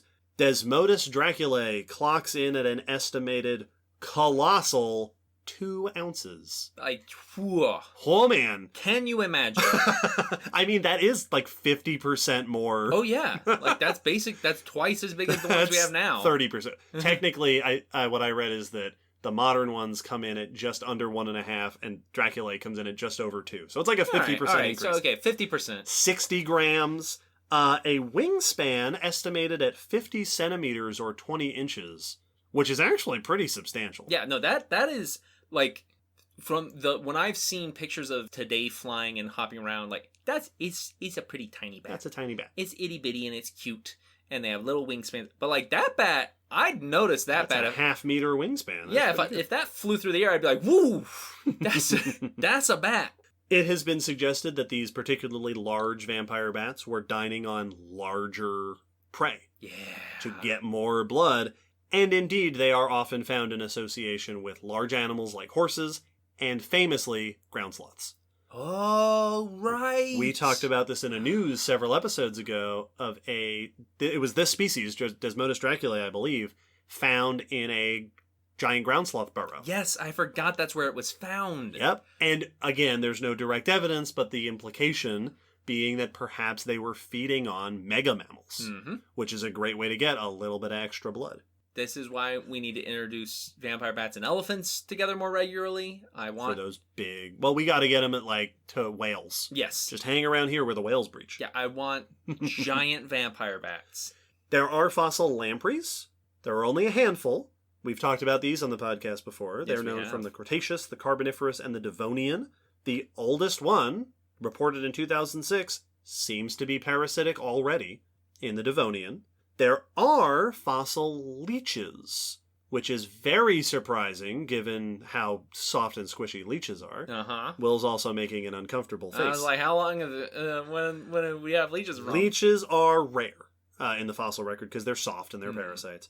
There are some body fossils of leeches and cocoons. Oh, that makes sense. Leeches form cocoons, and so you will get fossilized cocoons. I do remember reading about those. Leech-like cocoons are found all over the world as far back as the Triassic period. So they have been around, and based on what we see in the various anatomy and what we know of leech evolution, likely parasitic for at least 200 million years, and there is one report of possible leech fossils from the Silurian, which is twice as old as that. So, leeches have been with us in all sorts of ecosystems for hundreds of millions of years. No escape. There is no... You can't even escape to the Paleozoic. They're waiting for you there. With their teeth and... But, once again, the champions of fossilized bloodsuckers are insects and other arthropods. There are plenty of examples of fossilized arthropods. The oldest known tick, as of 2001, where the paper I read was from, is from Cretaceous amber in New Jersey, 90 million years ago. And there are, as it was reported in one study, hundreds of fossil species of blood-sucking insects known from all continents except Antarctica. In the late Jurassic, there is a species named Paleoarthroteles mesozoicus, identified as a relative of snipe flies. The females have mouthparts suggesting blood feeding, like modern mosquitoes. The Cretaceous fossil record, mostly amber, gives us mosquitoes, horseflies, sandflies, biting midges, black flies.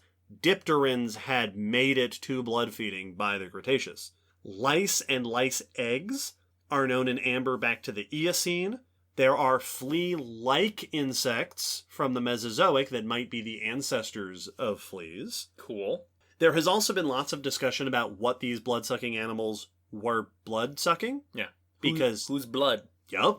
And because the temptation, right, the want, the desire is to say they were feeding on dinosaurs. Yep. Because of course we love the idea of animals feeding on dinosaurs. And indeed, that's probably true in large part. Surely, during the age of the dinosaurs, you would think something was drinking their blood. Some researchers have pointed out that a bloodsucker could focus on the soft parts of the skin to avoid scale, so like near the eyes or the cloaca. I've seen reports of insects from the Cretaceous with big mouthparts potentially for big hosts. And I think it's really cool that we now know that a lot of dinosaurs probably had high metabolisms and, quote, warm blood. So even animals today that would focus on warm-blooded vertebrates like mammals and birds could have been doing similar things back then. Yeah, the dynamic may have been very, very similar to bloodsuckers and mammals today with dinosaurs back then. And there is at least one case I've read about of a flea-like insect that has been suggested to be a pterosaur parasite. Oh, right, yeah. Which, of course there would be pterosaur parasites. This is a great point for us to take a little sidebar and remind you from episode 34 and 35 that the blood does not, in these insects, preserve DNA remains. We can't actually use them to bring dinosaurs back. Sorry, everybody. Nope. Even more interesting than the fact that we have fossilized bloodsuckers is that we have a surprising amount of evidence for fossil blood-sucking disease transmission. Really? There is one case of a female sandfly in Cretaceous amber, 100 million years old, with the remains of its blood meal in its gut, including like what's left of cells, like blood cells, with trypanosomes, microbes, similar to the modern ones that cause leishmaniasis, including some that have infected the cells. Huh. There is one case of a tick in Dominican amber surrounded by blood, which was identified as monkey blood. Likely it was picked off during grooming, including red blood cells that are infected with Lyme disease-like parasites. Malarial parasites are known from blood-sucking insects in amber back to the Cretaceous. I saw one report of infective nematodes from black flies in Baltic amber from the Eocene, and many others. So not only do we have fossil evidence of sanguivorous animals but we have direct fossil evidence of the biggest problem with sanguivorous animals, but we have direct fossil evidence of the parasites of those parasites hitching rides between hosts. Very cool. Yeah, it not only is it fascinating that sanguivory is so common today, but also that it goes back so far, but also that a lot of the dynamics that we see today have been established, and we have very good evidence of them being established for a long time. Which is very cool stuff. Yeah. So we know sanguivores have been around for a long time. We know that the evolution of sanguivory, of hematophagy, goes back as far as the Paleozoic in animals, if not farther in some mysterious things we haven't found yet. But there is not much in the way of fossils to show us how sanguivory evolves. We know they were there, we know how far back they go, we know what kind of strategies sanguivores have evolved to deal with blood meals, but when the question comes up of how does sanguivory come about, mostly we have to use what we can see in modern ecosystems. I've seen lots of interesting discussion and hypotheses, mostly revolving around insects and bats. Yeah. So let's start with insects, because with insects and other arthropods, there have been suggested many different ways that they could evolve sanguivory, most of which have probably happened, given how common sanguivory is among arthropods. I love situations like that where it's like, all right, here are a number of different hypothetical ways that this could have evolved. They've probably all happened multiple times. Yep. So there are a few different avenues that have been hypothesized for how arthropods evolve to be blood eaters. One avenue is that they may have started out feeding on other parts of vertebrate animals. So there are lots of bugs today that will feed on dung, skin, hair, feathers. This puts them in close proximity with vertebrates, many in prime situation for them to transition into blood eating. There are many beetles today that will feed on large animal debris, on stuff on animals, and sometimes take blood. Mm-hmm. Also, lice and mites, there are examples of. They will feed on debris on the dead skin cells, the hair, the feathers, and then sometimes take blood. Yeah. It's the evolutionary equivalent of like, it has a taste for blood. Yes. And if you're getting a new nutritious meal that no one else is tapping into, or that you already have the biting mouthparts to do, there's selective pressure to get that extra nutrients. Yeah, each member of your group that digests that blood better is gonna get a benefit from drinking more blood. Ticks, I read, are thought to likely have originated feeding on cell contents. Yeah. Like we talked about with mites before, and then transitioned to blood, which makes total sense. Yeah, if you're already sucking up fluids from inside the body, blood is right there. No, you're just pumping this stuff around? I don't have to pop nothing? It's also been pointed out that for bugs that use animal burrows or dung for food or for reproduction, right, there are a lot of bugs that will lay their eggs in dung. Being close to the animals that produce the dung is very beneficial. And if you can feed off of that animal, then you never have to leave it. Yeah.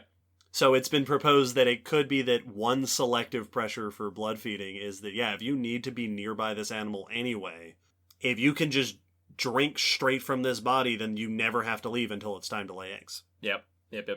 Another potential avenue that has been suggested is that sanguivores may have evolved from insect-eating ancestors.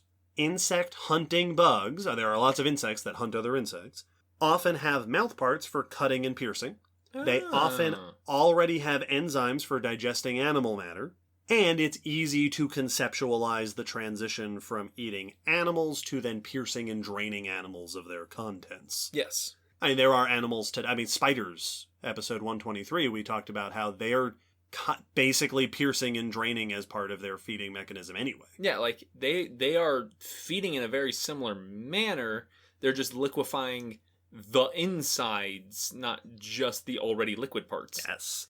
And it's been noted that bugs often gather near big vertebrate animals in burrows and in wet places and stuff like that. So if a species is hunting those bugs, it's going to end up in close proximity to these vertebrates, where it could potentially transition to using those mouthparts to feeding on the vertebrates instead of just on the insects. Yeah, I'm also thinking of things like assassin bugs that Mm-hmm. hunt insects, but they do it with a piercing mouth part. Yes. Like, yeah, just pierce something else. I've seen it noted that this avenue is thought to be potentially how some flies did it. And also, fleas are cousins of insect-eating bugs. Really? So it could be that fleas followed a similar route as well. Who knew? And then the other avenue, and this is the first one that came to my mind when I first started reading this, is plant eating. A lot of plant-eating bugs have mouth parts already adapted for sucking up fluids, nectar and fruit juices and stuff, and oftentimes for piercing the skin of fruits. Mm-hmm. That if you already have to get through a tough skin to suck out the juices inside, that's basically the job. You're doing the same mechanical task. Yes. And as we mentioned before, mosquitoes mostly eat plant juices. The vampire moths also mainly eat fruit. So these are two groups where it seems like that may have been, you were already well adapted for eating blood even before you started eating blood. You're good at eating the juices of fleshy bodies. Yep. It's not that different just because one's moving. Also, it's been pointed out that I mentioned before that some bloodsuckers will use carbon dioxide to track their hosts. Apparently, some insects will also track carbon dioxide to find nectar. Oh, really? So even the sensory apparatus is already good for doing this job you could evolve into. It's interesting because, we emphasized earlier that digesting blood is a very different task from digesting other foods. But the process of hunting blood is not really that bizarre. Like, the things you're doing, even the things you're mentioning about being stealthy and being unnoticeable. Well, that predators, any hunter has to be those two things typically. Yeah. If you're hunting bugs, you have to be really sneaky to sneak up on a bug. Yeah, so the process of going to get your food is not that different from other things that have to seek it out. Yeah. But dealing with it is where it gets different. Yes. So in these cases, once these lineages hit upon the benefits of getting a blood meal, then your selective pressures can take over for adapting the digestive system and all that for doing it better and better. Yes. Because it could be a thing where you're not able to really feed on blood, but a taste of it gives you, you get enough of it. You get something from the blood. Oh, yeah. There's a benefit there. Well, like we said, tons of blood feeders are only part-time blood feeders. Yeah. So if you don't rely on it for your entire diet, then you don't necessarily have to worry about all those other problems. I wonder if there are any examples that went after blood for the water content. If there was ever a situation of... Like in a desert? Yeah. That, I don't know. This is a good source of water, actually. That wouldn't surprise me. And then realized, there's also tasty stuff in here for those of us that can digest it. Interesting. That'd be funny if it went backwards. I also found a 2010 study of vampire moths that found that comparing the ones that eat blood to the ones that don't, one of the differences was that the blood eaters have reduced olfactory senses. Oh. They're worse smellers. And the way the study explained this is to suggest that most moths respond to the smell of a large animal by going the other way.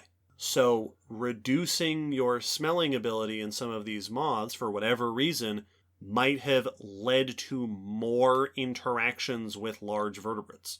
It may have been a precursor, because if you're not interacting with them, it's never going to happen. You're never going to evolve to feed on them if you're never in proximity with them. Exactly. So one of the precursors to the development of blood feeding in these moths might have been just a change that allowed them to be close to vertebrate animals more often. Yeah, not that the reduction in smell is an adaptation to to make them better at drinking blood, but that might have happened, which led them to not avoiding big mammals as often. Yes. Bumping into them and eventually going, "Oh, you're full of juices. Oh, tasty. Oh, Well, I was drinking from the corpses, but wouldn't you know it, these over here already have some blood in them. Mm-hmm.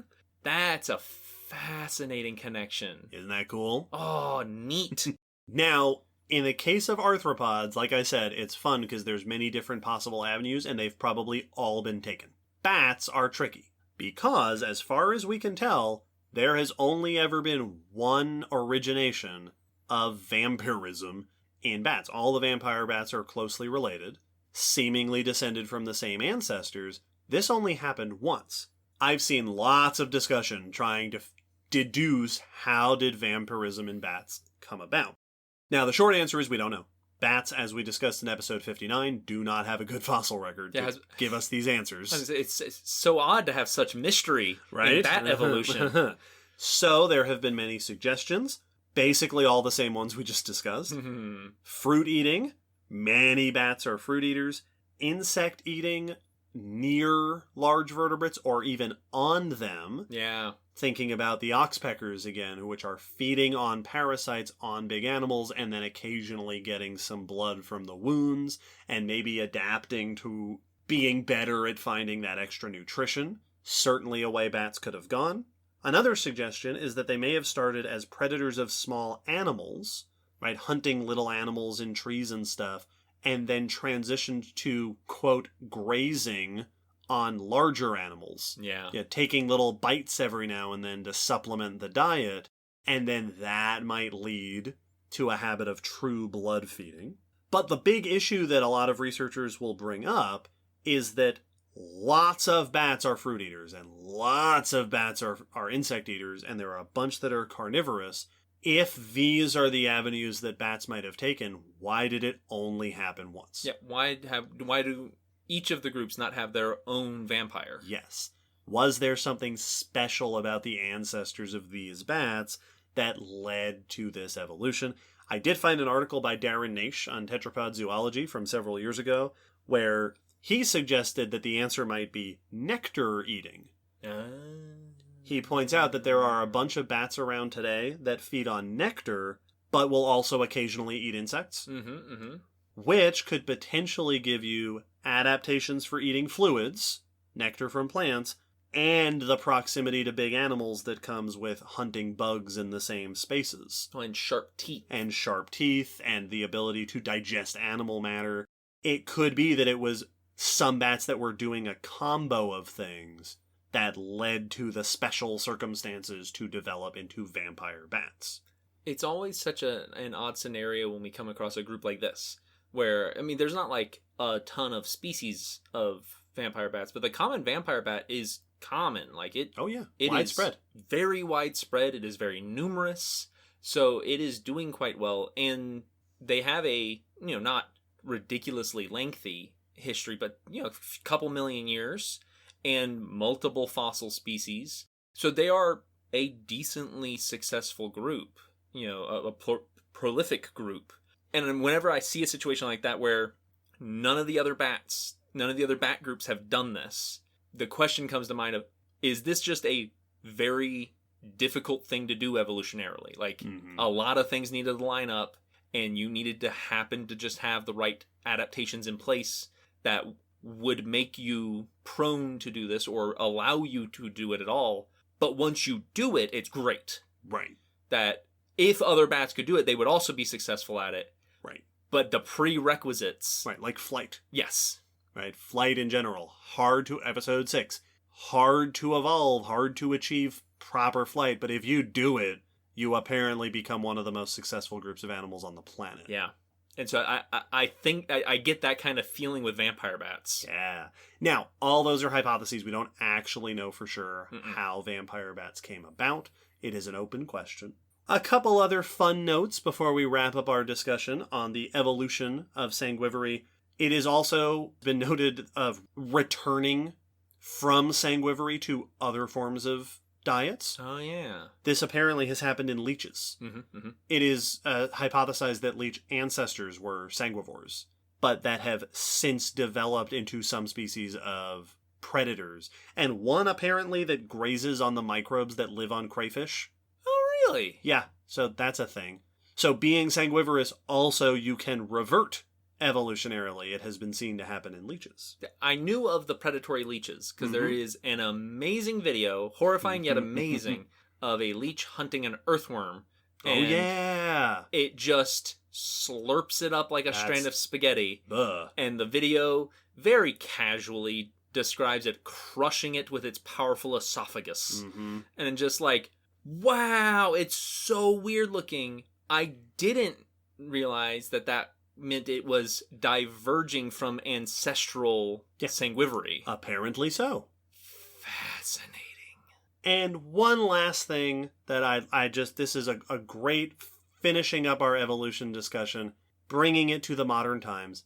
You were talking about the commonness of the common vampire bat. There are a handful of cases in sanguivores, in blood-eating animals, where they have really done exceptionally well recently. Yep. And not recently like the last few million years, very recently. The other two species of vampire bats are pretty rare. Desmodus is very common. It feeds on large mammals. So in the last few thousand years, this species of bat has done extremely well because its ecosystem has been invaded by horses and pigs and cows and sheep and goats and all sorts of livestock. Well, why are there suddenly so many more big, large mammals? Somehow, they must have been a land bridge. Yeah, we filled their area with livestock, and now they have tons to feed on. We domesticated all of this food for them and took them everywhere. Yep. Also, I've seen reports of tropical mosquito populations that have expanded along with the expansion of civilizations in the tropics. Yeah. Because they're feeding on people and on the animals that people keep with them. And one other example, possibly the worst example, the genus Cymex, bedbugs, have been transported all over the world because they get onto clothing and luggage and all sorts of stuff.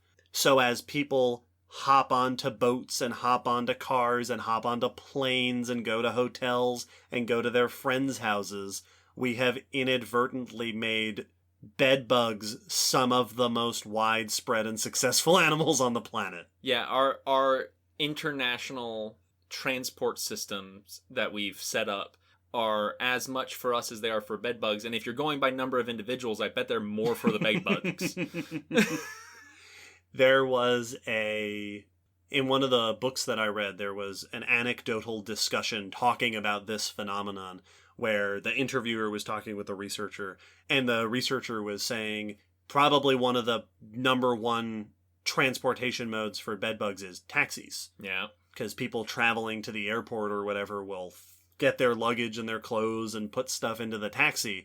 And the interviewer goes, "Oh yeah, and how often do taxi drivers clean the cabs?" And the researcher goes, "Exactly."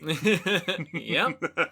So yeah, we have made a world ripe for certain blood-sucking animals by providing lots of blood to suck and lots of opportunities for expansion and transportation. Well, and sometimes habitats. Like, this is why if you live in an area that is prone to mosquitoes, this is one of the big things that they are trying to instill the habit in many communities that are threatened by malaria, is to not have standing water. Mm-hmm. Do you have an old tire sitting in your yard? Tip it over. Right. Is there an old potted plant? Tip it out, because that standing water is so ideal for so many mosquitoes, and we create stuff that catches standing water everywhere, like just so much of human habitat. We're really good at collecting water. We just have it everywhere, and so we also are making the habitat. We are terraforming it to be parasite friendly in many regards. Mm-hmm. So the history of sanguivore, of blood eating, goes back hundreds of millions of years. Many, many different independent originations of obligate sanguivore, of occasional sanguivore, permanent blood eaters, temporary blood eaters, big ones, small ones, all sorts of different strategies. This is a fascinating and diverse and surprisingly common, or maybe unsurprisingly common, life strategy that animals have developed. Yeah, we've gone through just about every major group of animals, and that's not a coincidence. That's because it's a really good way to be. Yep. So if we left out your favorite blood eater, let us know. Send us comments on the social media or emails or whatever you'd like. And as always, if there's a subject within this episode that you'd like to hear us talk more about in future episodes, we are always open to more episode requests. But speaking of ways to get in touch with us, before we officially wrap up the episode, we have one more thing to do, and it is our patron question. One of the benefits that our supporters can get by subscribing and supporting us on Patreon is the ability to ask questions that we will answer here on the podcast. I have selected a patron question. It doesn't have anything to do with Sanguivores, but I selected it now for a reason. Please, what is our patron question? Our question is from Zabby, who asks, in regards to the in-Cretaceous extinction event, is it possible to determine what season the asteroid hit the Earth? And can we ever pinpoint the time of day as well? This is a great and timely question. Yes. We actually discussed this in bonus news, which is another one of the Patreon benefits. So if you're a patron, you've heard a little bit of this already, but a study just recently came out narrowing down the time of year that the end Cretaceous mass extinction asteroid impact happened. This was research by Robert De Palma et al. In Scientific Reports on the Tanis site in North Dakota, which preserves a deposit of disturbed water that mixed up and buried a bunch of freshwater, terrestrial, and marine stuff, animals, plants, and buried them all together, seemingly within the short period of time after the asteroid impact at the end of the Cretaceous, and so preserved a snapshot of what the ecosystems looked like at that moment in time. And what the study found is a bunch of lines of evidence indicating that it was late spring, early summer, because the fish at the site were at a point in their development that we'd expect from late spring, early summer. The alternating bands of like tree rings that you get on fish bones were in their spring-summer stage. Damage on leaves from insects was high, like we see in spring and summer, and they found fossilized adult mayflies, which emerged to reproduce during the spring and summer. Yeah, which, as the name implies. This also was said in the study to line up with evidence from another site from an earlier study that also is interpreted to catch the moments briefly after the time period shortly after the asteroid impact and found plants in their summer-ish time growth phases. So this study put together a bunch of different evidences that seem to suggest it was spring-summer when the asteroid hit. Which not only is super cool just for like, we can tell the season that this asteroid impact happened in. Just from a geek out standpoint. But also because there's the implications there that if the northern hemisphere was in spring-summer, that's spawning season and young development season. So the impacts of the extinction may have been augmented in some areas by the fact that the ecosystem was full of young animals that were suffering the effects of the ecological disaster. Yeah, this could have had a unique effect because of when it was happening. It could give us new info on how to interpret the extinction trends and events that occurred because of this. I suspect that further research on different sites and different organisms might let us even narrow it down even further. Probably. To find overlaps. You know, this only happens in the spring, but this happens late spring, early summer, so we're here in the late spring. So we could potentially narrow it down even more, seasons-wise. Yeah. As far as time of day, that's a bit... I guess what you would need is to have a deposit that you can confirm somehow was deposited within, like, an hour or a couple of hours after the impact. Which the Tanis might be, but I'm not sure if that's for sure. And then maybe you could get, like, these animals were fossilized in their burrow, and these appear to be diurnal, so they were sleeping, so maybe it was nighttime. Or the flower buds were closed like they do at night. So there are animals and plants that adjust daytime-nighttime modes. Yes. So if you could get a deposit with a confirmed... this happened right after the impact, you might be able to get a time of day. Yeah. It just, the main difficulty is finding a site that happens to capture that almost instantaneous moment. Mm-hmm. And one that we can all confirm and agree upon. Right. Captures that moment. Because that, trying to get something that's down to hours. Mm-hmm. We don't deal with hours in paleontology basically ever. That's a very difficult resolution to get. Like, so this is where I don't know enough. If there was some like chemical reaction that we can confirm when asteroids impact Earth, this thing happens right at the instance of impact, like this chemical, or physical alteration to the minerals or the, compounds in the soil only happens in that first instance. Right. Or this fossil was buried underneath a chunk of earth that was blasted out by the impact. Yeah. And so obviously this happened right at the moment, or something like that. And even then, because there was that famous person preserved at Pompeii that seemed to have been crushed by a piece of building.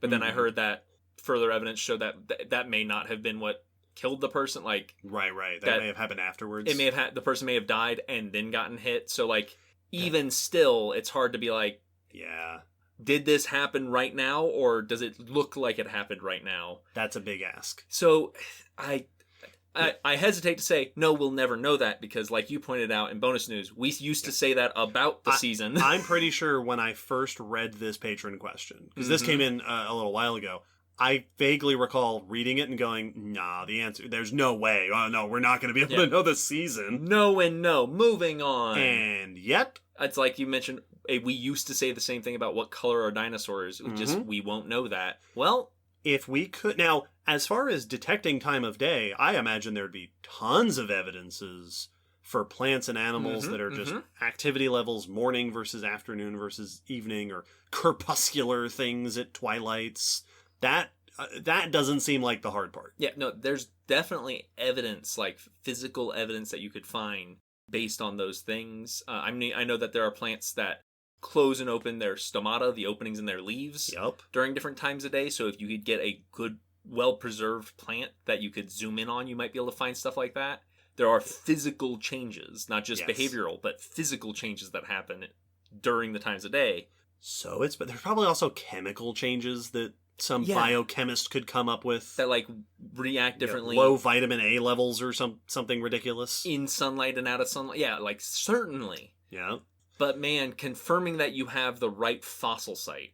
Yes. For the asteroid impact. That's the tough part. Ugh. That's big. So, and we say that maybe in a couple of years we'll have egg on our face. Maybe, if we say it confidently, no, we'll never know that. That's true. Surely someone's going to prove us wrong now. It'll never happen. Just no, ridiculous. Kill that dream now. All right? We will never know. Put it on the shelf. It's just not going to happen. Put it on the shelf with getting DNA from fossils and learning about dinosaur body temperature. Yeah, these are things we will never know, future researchers. Zabby, thank you for asking that question. We really appreciate it. Check it out. The asteroid impact research, it's out around the internet. It was pretty recent, so you should still be able to find the news reports about it. Thank you for that question. Thanks to all of our patrons for supporting us on the Patreon. Thanks to Felix for suggesting this episode topic. It was a ton of fun. Oh, this was so much fun. Thanks to all of our listeners, all of our requesters, all of our supporters. We greatly appreciate you being part of the Baskin Coil. Oh, for making this happen. If you'd like to continue interacting with us, there are 1,000 ways to do it. Check the episode description for links to our social medias. We have a Discord server now, which has been up and running and growing, and we've done some fun stuff on there. You can support us by subscribing to us on Patreon with a one-time PayPal donation, by buying some merchandise on Zazzle, where we've got a bunch of cool new art. There's all sorts of ways to do it, so please check that out, follow those links, and perhaps the number one most oft-cited way you can participate in the podcast is to send us requests. So keep them coming. Also the Rob episode, maybe. We release episodes every fortnight. All of them. So stay tuned. Oh, hey, next episode is 135. Oh. You know what that means. It's plants time. Alley time. Alley time. So stay tuned for some plant discussion next episode. This was a ton of fun. I had a ton of fun learning, being a little bit creeped out by blood-eating animals. Like I mentioned with leeches, they're so disturbing. Like, things that feed upon your blood. that's just wrong, and it's so cool. It's so awesome and disturbing, and I hate it and I love it. Oh, it's great. Yeah. We hope you enjoyed. As always, let us know, leave comments, do all the stuff we said before. We're going to go ahead and wrap it up now, and we'll see you soon. Goodbye. Children of the outro. What music they make.